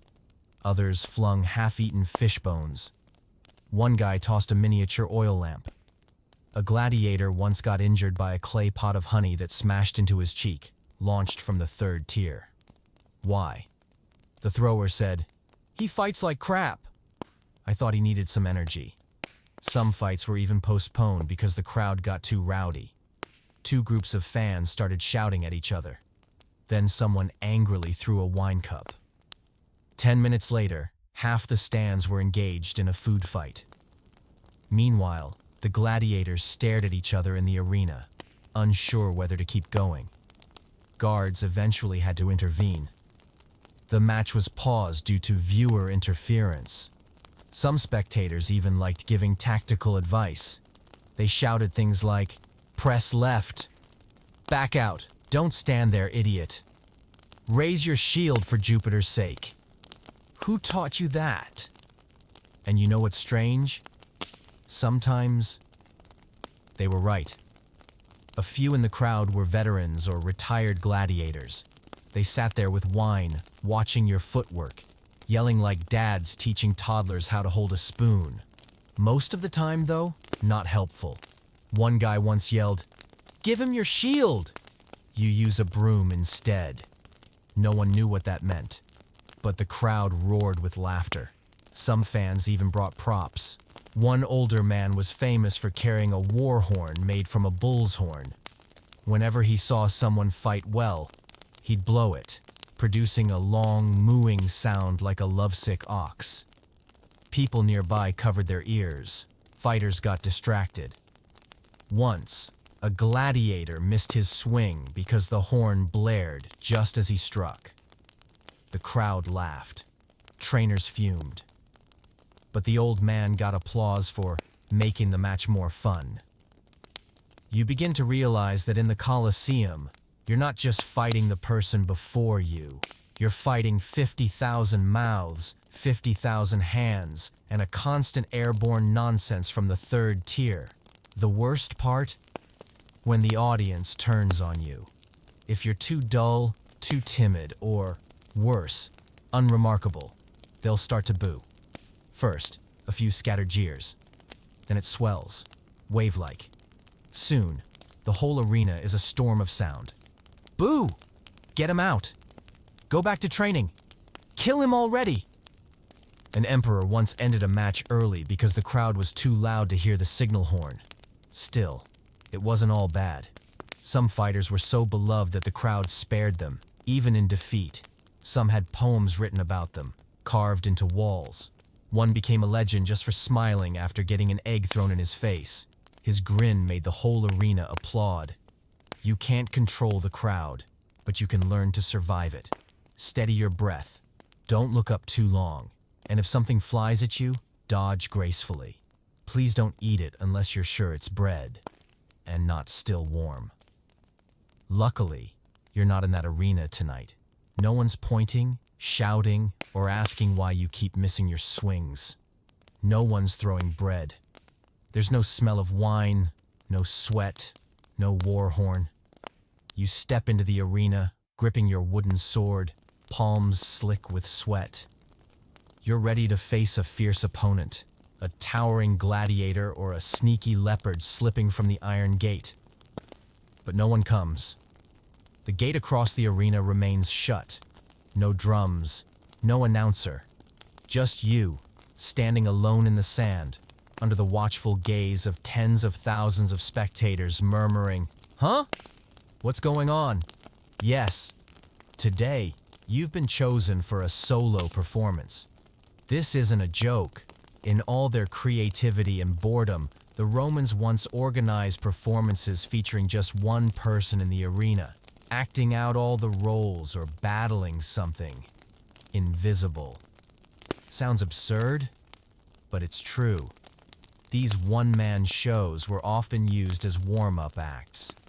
The real matches hadn't started yet, but the crowd was already seated. The organizers didn't want them to wait in silence, so they sent someone out to do something, and that something could be just about anything. One performer mimed a fight with himself, throwing punches, dodging, and dramatically collapsing. Another played two characters at once, turning left to be the villain, turning right to be the hero. He ran in circles, then fell over dramatically to wild applause. Others were tasked with more abstract roles, battling the wind, the darkness, or an invisible tree threatening the empire. Once, a man was ordered to slay a dragon no one could see. He dashed around, swinging his sword, yelling, stabbing the air. Finally, he collapsed, then sprang up shouting, "I've triumphed!" The crowd clapped, not because they believed it, but because they were stunned. One morning, a gladiator was sent out to demonstrate courage by simply standing still for 10 minutes. He stood in full armor, motionless and silent. At first, the audience was confused. After 5 minutes, they clapped. After 8, they cheered. By 10, they threw bread, because what else were they supposed to do? It was considered a successful performance. But not all went smoothly. One poor man was so nervous that he tripped the moment he entered. The audience thought it was part of the act, until he didn't get back up. Guards had to carry him out, and the organizers scrambled to bring on a backup singer to fill the time. You may ask, why stage such strange spectacles? Because the Romans didn't see the arena as just a battlefield. They saw it as a stage. And every stage needs a mix of tragedy, comedy, action, and the occasional solo improv. Sometimes the reason was practical. The scheduled fighters were late, injured, or refused to show. So a stand-in was sent to keep the crowd entertained. And sometimes they were the only ones brave enough to go out there and perform. To thin air. Not everyone could do it. You had to be bold, confident, able to look into the void and imagine something terrifying there. You needed to swing your weapon without hitting yourself, fall convincingly without being pushed, and most of all, draw in the crowd using your lonely presence. And strangely enough, some people became legends for matches, with no one else in them. One performer named Marius became known as the man who spoke to the wind. He often acted out mythical scenes, chatting with gusts of air, battling thunder, and sometimes singing to himself. One night, he staged a fight against fear itself. No enemy, no weapon, just trembling hands, wide eyes, and slow, steady recovery. He straightened up, lifted his arms to the sky, and the crowd fell silent, then rose to their feet, applauding. No blood, no swords, but it became one of the most remembered matches of all. Of course, there were flops too. Like the performer who forgot his lines, stood awkwardly for a while, then pretended to faint to end it. And you? Tonight, you don't have to fight the void. You don't have to fake a fall. You don't need to duel an imaginary dragon. No one's watching your every move. No one's waiting for your dramatic spin. You need to close your eyes and rest. You're called out to the arena at dawn. The sky is still dim, dew clinging to the sand. You assume today will be a simple rehearsal, or at worst, a light exhibition match. But no. Your trainer pats you on the shoulder and says, "Congratulations. You've been assigned a team." You glance to your left and see an older man with a silver beard, barely reaching your shoulder, belly round as a water barrel, scratching his back with his helmet. That's your teammate today. Welcome to the tag team match, where your survival doesn't depend on your skills and the hope that the person beside you won't completely mess it up.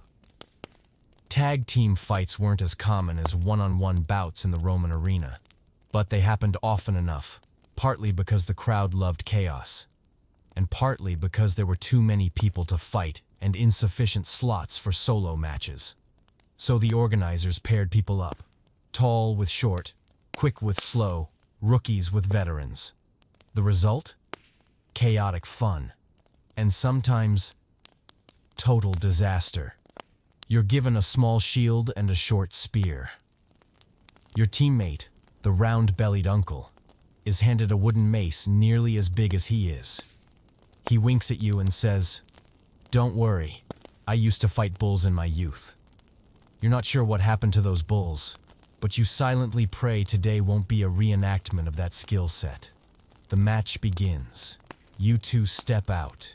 Your opponents, a pair that looks very professional.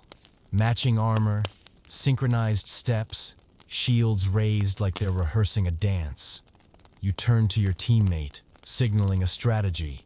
He nods, then charges straight into the center of the arena, shouts something unintelligible, and immediately slips and falls.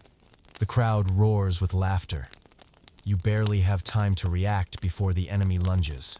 You block, twist, evade, then hear a clunk behind you. Your teammate is trying to scoop sand out of his shoe with the head of his mace. That's the moment you realize, today, you're fighting solo, and your partner is accidental comic relief. In tag team matches, the hardest part isn't the fighting, it's the coordination. One person moves too fast, the other can't keep up. One charges, the other backs off. There was even a match where both fighters from the same team hit each other, because they forgot who was supposed to guard which side. Romans didn't waste time teaching teamwork. All they cared about was who was still standing at the end. So if you got smacked because your partner slipped, that's just part of the show. Still, some pairs were incredible. Some trained together from the same ludus. They knew each other's moves so well they could swap positions with a glance. Some had secret signals. 3 taps on the shield meant attack. 1 tap meant retreat. Their matches felt like choreographed dances.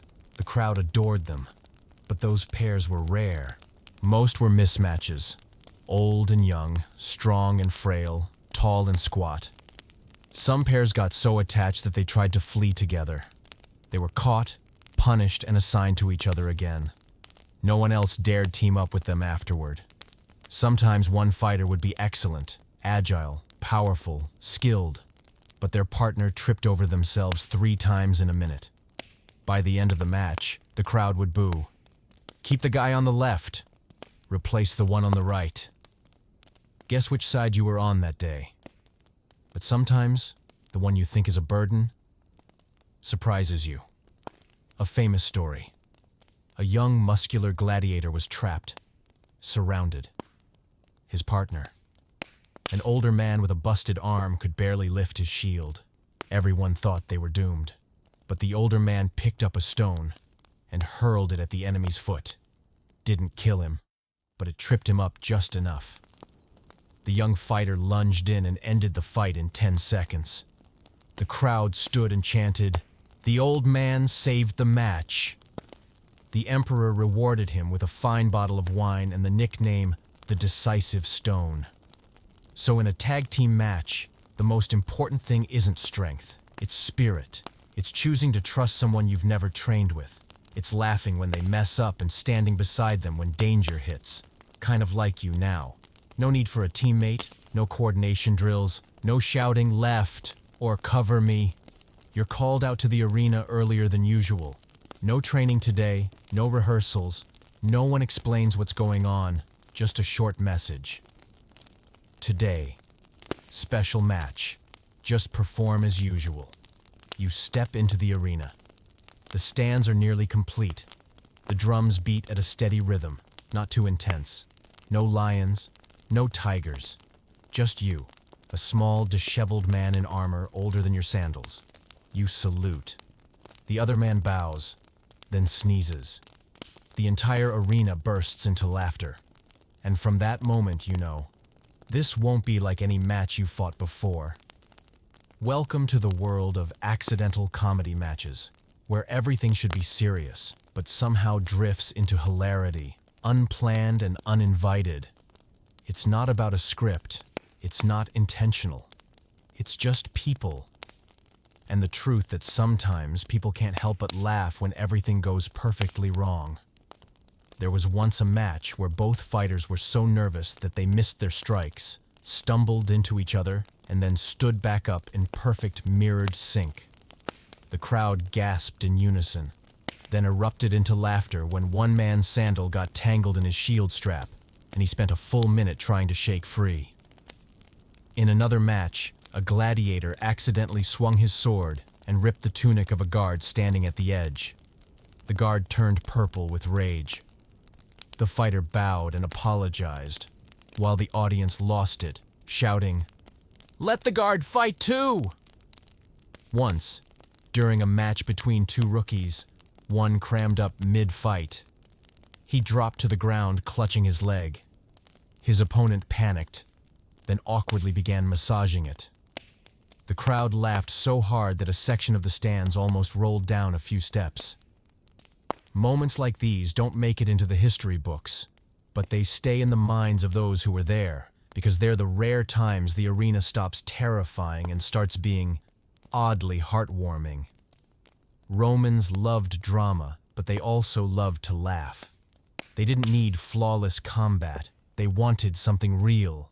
And nothing is more real than a fighter in the middle of the arena, hair standing on end from an overzealous blood rinse, screaming, "Gods, that's freezing!" Sometimes these comedic misfires became regular segments. Certain fighters would be cast as the fool in side matches, tripping at the right moment, tumbling with flair, screaming dramatically. Audiences adored it.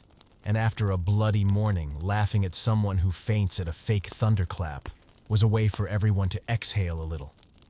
You ask, did they get punished for being silly? Number. As long as the crowd enjoyed it, no one complained. The arena existed for entertainment. And if one perfectly timed fall made 30,000 people laugh, that could be the most effective strike of the day. Of course, please don't overdo it. Some tried too hard to be funny, pretending to slip every time they missed, howling in agony over minor scratches. At first, the audience laughed, but if you performed without actually fighting, they'd start booing and suggest you join a traveling theater troupe instead. Humor only works when it is genuine, from mistakes, surprise, and human error. Not from rehearsed routines. Some matches ended so unexpectedly that the crowd froze and burst out laughing.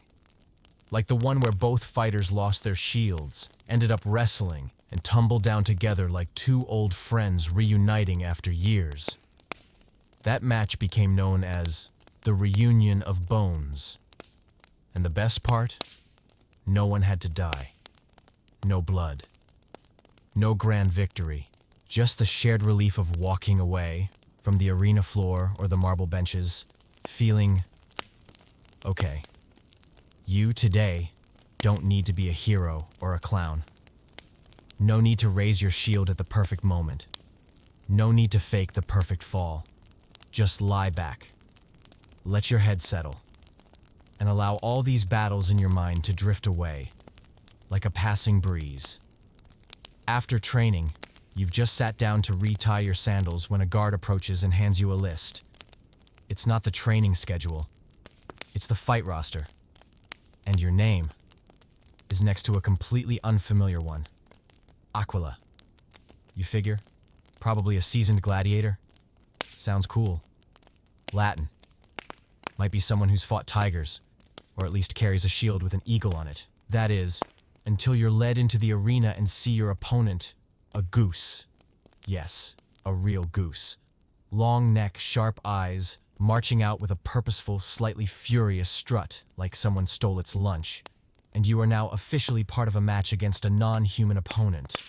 On paper, this sounds absurd. But in ancient Rome, it happened more often than you'd think. With their boundless creativity and endless appetite for entertainment, the Romans often introduced special gladiators that weren't people. Chickens, goats, monkeys, hunting dogs, even camels. Once, they even had a dolphin participate by leaping out of a temporary water tank set up in the arena. The point wasn't for the animal to win. It was to make the crowd laugh, or at least gasp. One dog wore tiny armor and a little leather helmet and sprinted around, barking wildly as a gladiator chased it, too nervous to strike. That act was a crowd favorite, and they repeated it 7 times in one festival season. And the goose you're facing today? It's no amateur.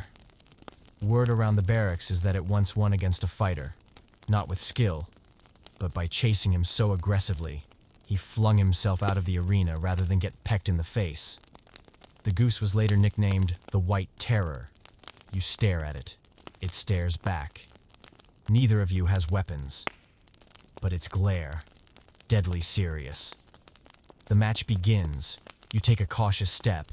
It stretches its neck and honks so loudly that you freeze. The audience erupts in applause. Someone shouts from the stands, "Show it who's boss, mighty goose!" No one knows if it understands, but it charges. You have no idea what to do. Hitting it feels ridiculous. Dodging feels embarrassing. You try to sidestep, only to find it hot on your heels, honking like a trumpet. The crowd screams in delight. Guards at the edge of the arena are laughing. Your trainer sighs, "Just let it chase you a few laps." The crowd will love it. You run. The goose follows. You pretend to slip. It stops, tilts its head. You bow, mock surrender. It pecks your boot once, then turns away like it's declared victory. The crowd goes wild. You're spared. The goose is carried back to its pen like a feathery hero. And that afternoon, you walk away unhurt. No bandages needed. Just a pair of very slobbery sandals. Of course, it wasn't just geese. The Romans experimented with many animals. One morning they had a man fight a monkey, who immediately stole the man's shield and bolted into the stands. The match was delayed by 15 minutes. People laughed about it for a week. There was even a team elephant versus team horse match. No real violence, just well-trained animals.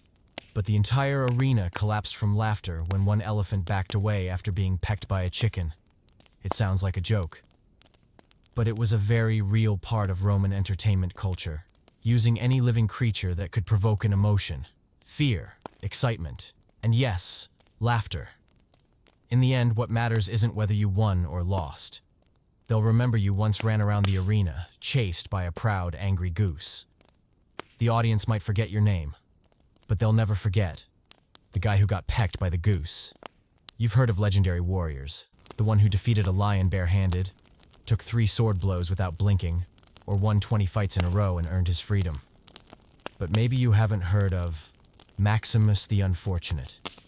It all began on a calm morning at the Colosseum. The crowd was buzzing with excitement. The sun was shining. A major fight was about to begin. The name being chanted across the stands, Maximus Fortis, meaning Maximus the Mighty.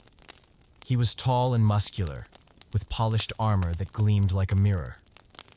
His footsteps made the stone floor tremble. Record? 12 undefeated matches. Rumor had it he once defeated 3 opponents in a single bout. People gasped just hearing about him. His opponent that day? A newcomer. Small frame, not much muscle, armor hanging loose like it didn't belong to him. No one knew his name. Some said Titus. Others said Timus. No one was sure. The drums rolled. The match began. Maximus stepped forward with booming confidence, the crowd roaring. The other guy took a half step back, holding his shield like a tray of bread. And then, within 3 seconds, everything fell apart. Maximus roared and charged. But the arena floor was still damp. Someone had watered it that morning, and his foot slipped. He staggered, tried to recover, but his sword was too heavy, his armor too slick. And then, thud! Maximus tripped over his foot, rolled, and landed face down in the dirt. The entire arena froze. His opponent hadn't moved an inch, still standing exactly where he started. A soft clink. Maximus's helmet slid sideways. He tried to get up, but his shoulder knocked his shield, which fell onto his ankle, making him trip again. Smack! This time, his head hit the edge of the wooden platform. No blood yet, but plenty of sweat, and a whole lot of awkwardness. The audience started to chuckle, then clap, then burst out laughing. Someone shouted, "Shortest match ever." Another replied, "No, funniest match ever." Maximus's trainer buried his face in his hands. Titus, or Timus, whoever, stood there, confused, holding his sword like he wasn't sure what to do next. Eventually, the guard stepped in to help Maximus up. He staggered off the field, his face red as a ripe tomato. The match was officially declared a draw due to unfavorable conditions. And after that, things got interesting. Maximus became the star of graffiti all over Rome, on bathhouse walls, sidewalks, and the backs of stadium seats. People drew him slipping, rolling like a barrel, with captions like, "Fortis, but not stable." Folk songs followed. Maximus ran, Maximus slipped, Maximus fell, and everyone flipped. But here's the twist. People didn't hate Maximus. They loved him more. Because after that day, he came back into the arena, a little tougher, a little wiser. And this time, he didn't slip. He fought well. Didn't win spectacularly, but he held his ground. And the crowd cheered louder than ever. Maybe it's because people admire those who fall, and still choose to stand again. Maximus was even invited to perform. Seriously. He reenacted his famous fall during festivals. Every time the crowd laughed until they cried. He earned a new unofficial name, Maximus the Tumbler. From that point on, fights began to include a little more humor. No one was embarrassed to slip anymore. No one felt ashamed if they stumbled. Because if Maximus could fall and become a legend, so could anyone. You see, in a world of blood and steel, sometimes the thing people remember most is a very human fall. And you don't need to balance on sand. You don't need to brace yourself before a roaring crowd. You don't need to tense up to prove your worth. Just breathe.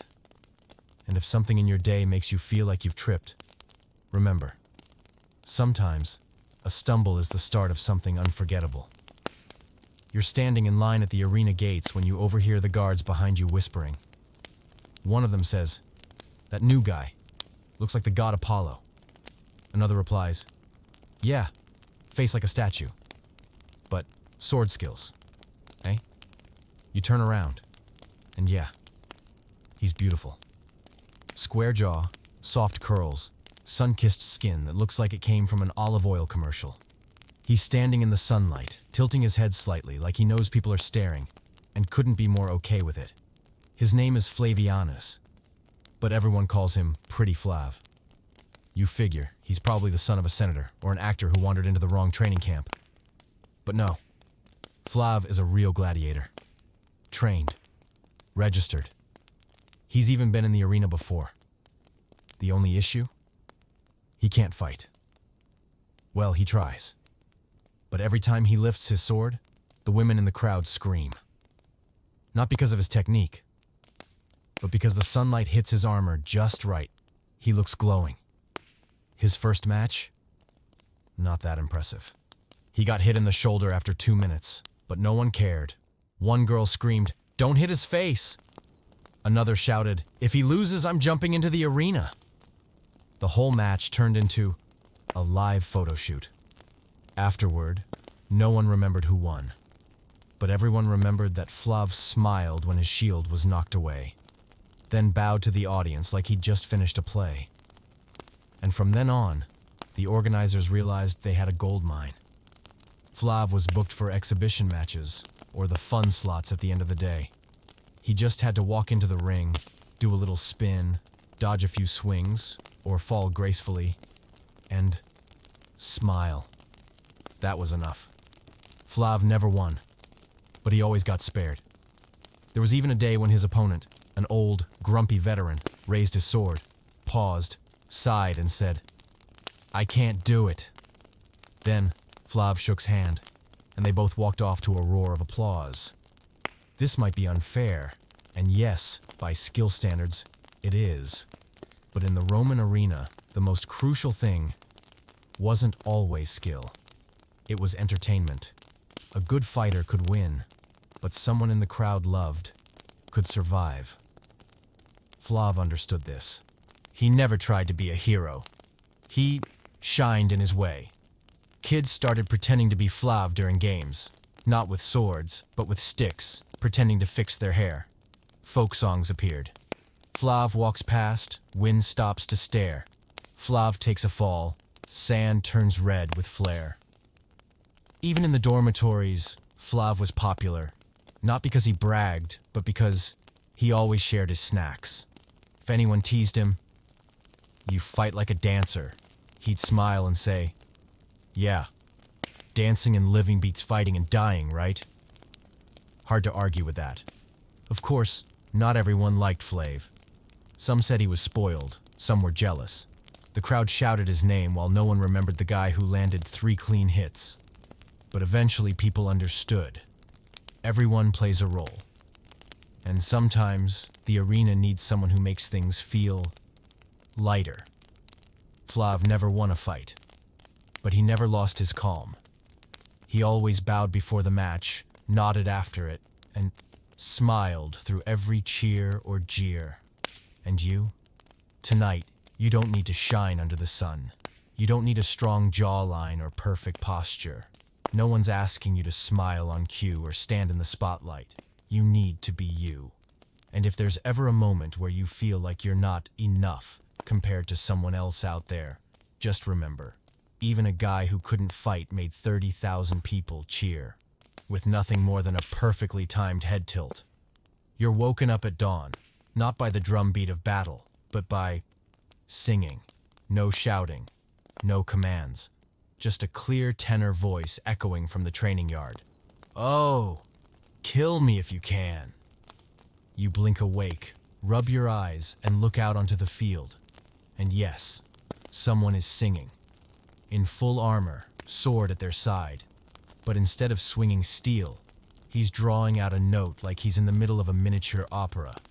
Your trainer sighs. Today is song combat. You freeze. Song what? On special days, often to honor the god Apollo, or whenever the emperor is in the mood for something easier on the ears, gladiators are ordered to compete by singing.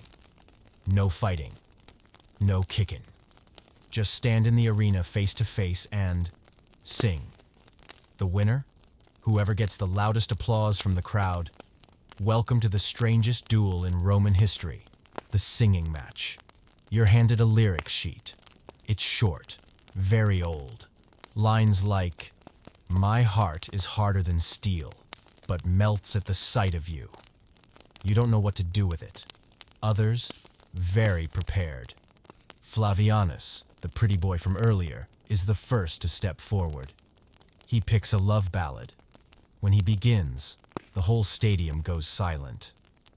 By the time he sings, "You drop my heart like a fallen helmet," the entire third tier is on their feet, clapping like Apollo himself just descended. His opponent sings off key, forgets the lyrics halfway, even coughs during the high note. Polite applause, followed by a few pitiful whistles. Flav wins the match without even sweating. Some days, the duels get sassy. One fighter sings, "You fight like a chicken caught in rain." The other retorts, "You're like a fish left on dry land." The crowd roars with laughter. An old lady drops her grape bowl from giggling too hard. The match drags on for 30 minutes. Neither is willing to stop. Eventually, the referee steps in. Even Apollo needs a break. Both are declared winners, but not everyone fits this format. Some gruff fighters bellow like barking dogs. Others shake so hard they sing a single note and retreat, asking to change songs. One guy even tries rapping. The Romans don't know rap, so they just sit there, confused, unsure whether to clap or call for backup.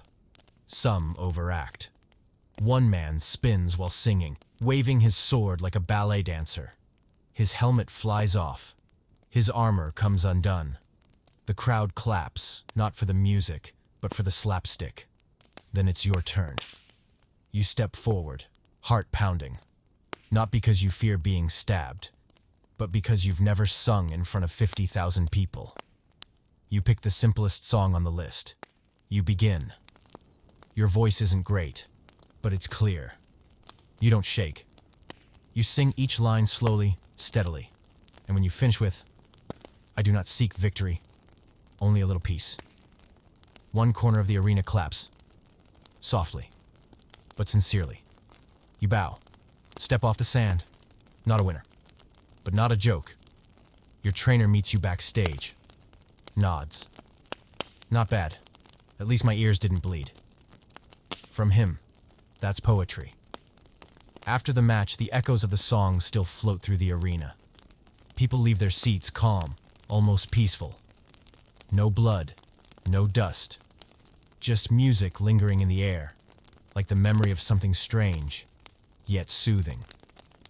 One older spectator whispers to another, "Today was more memorable than all those sword fights."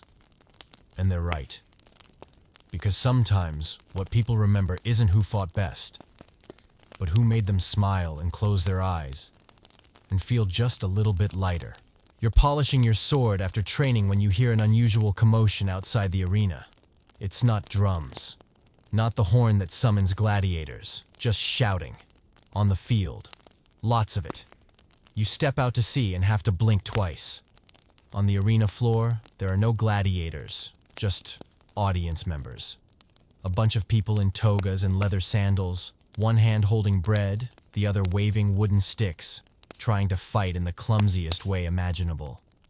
One man swings so wildly that he loses a sandal. Another sprint in circles like he's playing tag. Someone else stands there yelling because dust got in their eye. You ask a guard what's going on. He shrugs. Spectator trial day. It's their turn to step on the sand. Yes. Apparently, on certain days, either to amuse the emperor or simply because too many spectators have been complaining about the fighters' skills, the organizers pick random members of the audience to try it for themselves. It's called spectacula inversa, the reversed spectacle. Participants are given wooden weapons, light armor, and one simple instruction. Go out there and try not to fall over immediately. Of course, there are no beasts, no professional fighters, just a few soft challenges, racing, stick blocking, mock duels. The goal isn't to win, but to make the remaining crowd laugh. And laugh they do. One chubby man waddles onto the field, swinging his stick like he's trying to fish. His wife shouts from the stands, "Stop falling over!" You never fought anyone in your youth. What are you doing now? The audience erupts. He backs up, slips, and collapses in slow motion like he's doing a tragic play. A young guy tries to look cool, but his armor is too big. After 3 steps, it slips over his head. He stumbles like an upside-down turtle. You can't help but laugh. Sometimes these games even include a drama contest.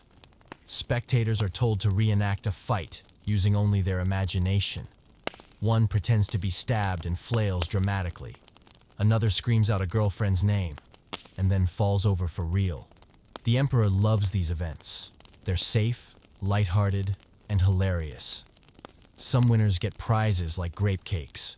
Others receive a standing ovation, and the crowd chants their name. Not everyone handles it well, though. Some faint from nerves before setting foot on the sand. One guy tried too hard and flung his wooden sword straight into the referee.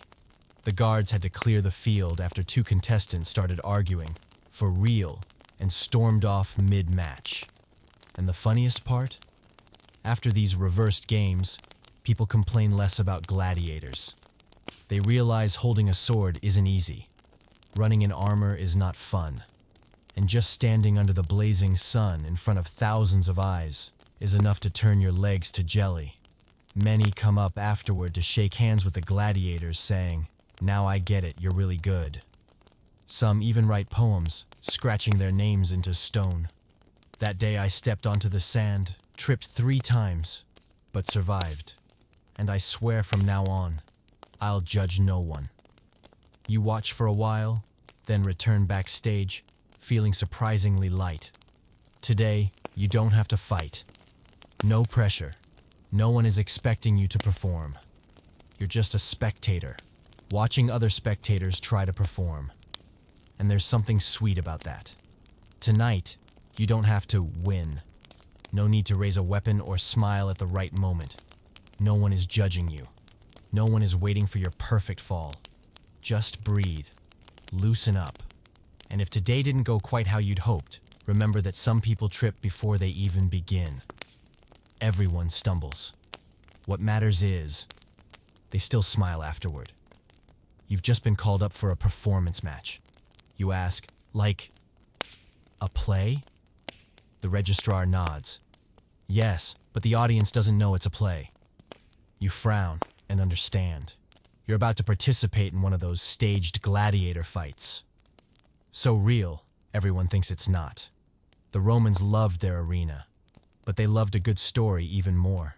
And sometimes, to keep the crowds entertained, organizers staged scripted matches with fixed outcomes. Who wins, who falls, who gasps at what moment. It was all planned. What you're about to enter is a play. Just with more sweat, more dust, and sand flying everywhere. The rehearsal takes place in a quiet, hidden corner. You and your opponent are trained to strike, fall, and yell with just the right level of drama without looking ridiculous.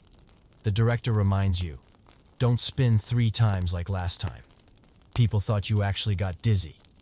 Today's story, you're the hero from the north. He's the traitor who fled the legion. You're to battle fiercely for 5 minutes. Then you barely win and choose to spare him. A humane ending meant to stir the crowd's hearts. You think, sounds easy?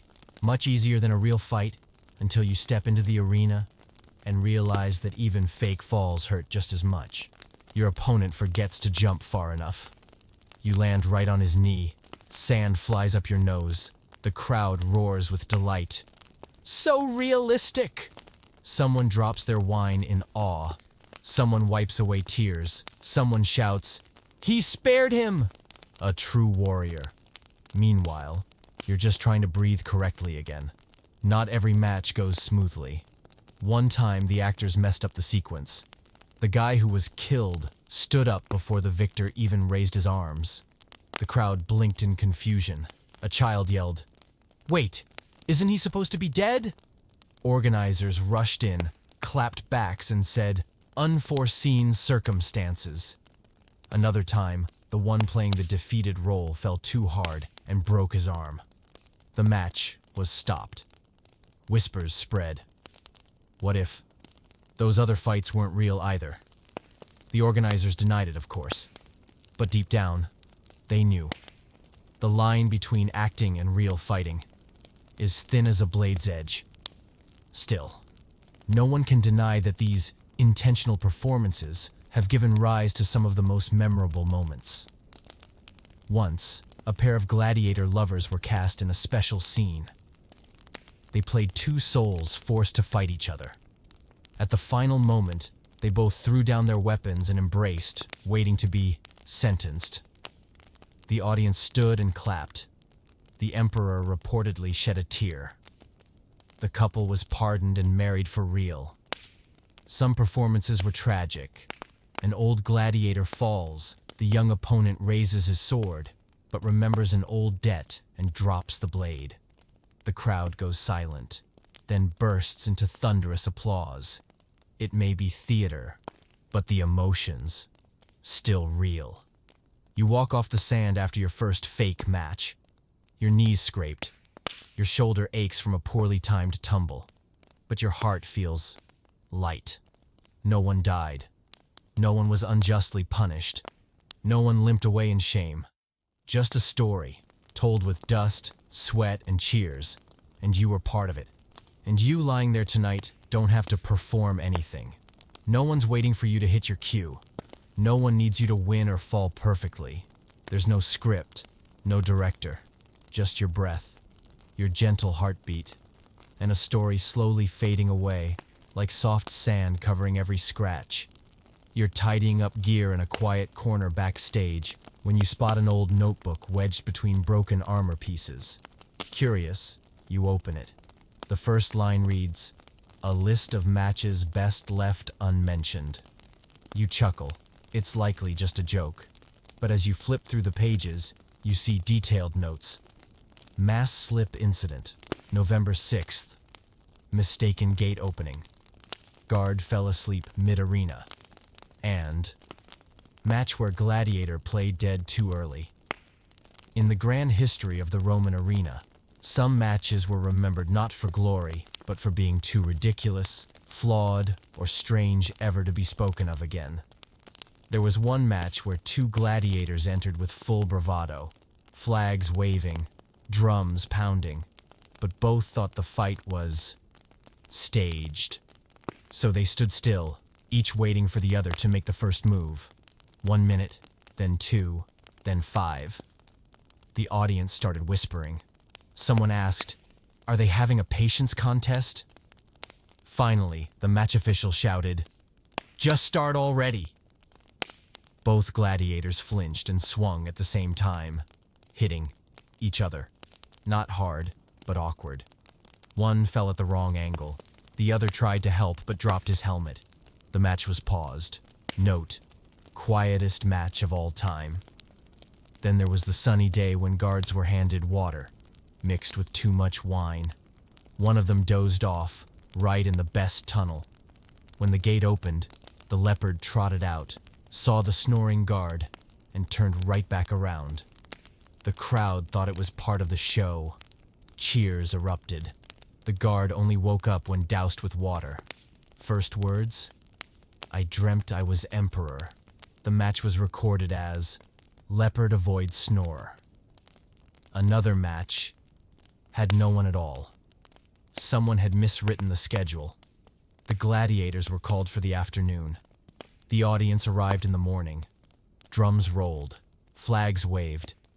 Everything was ready, except no one came through the gate. The match official broke into a sweat trying to explain. Some booed.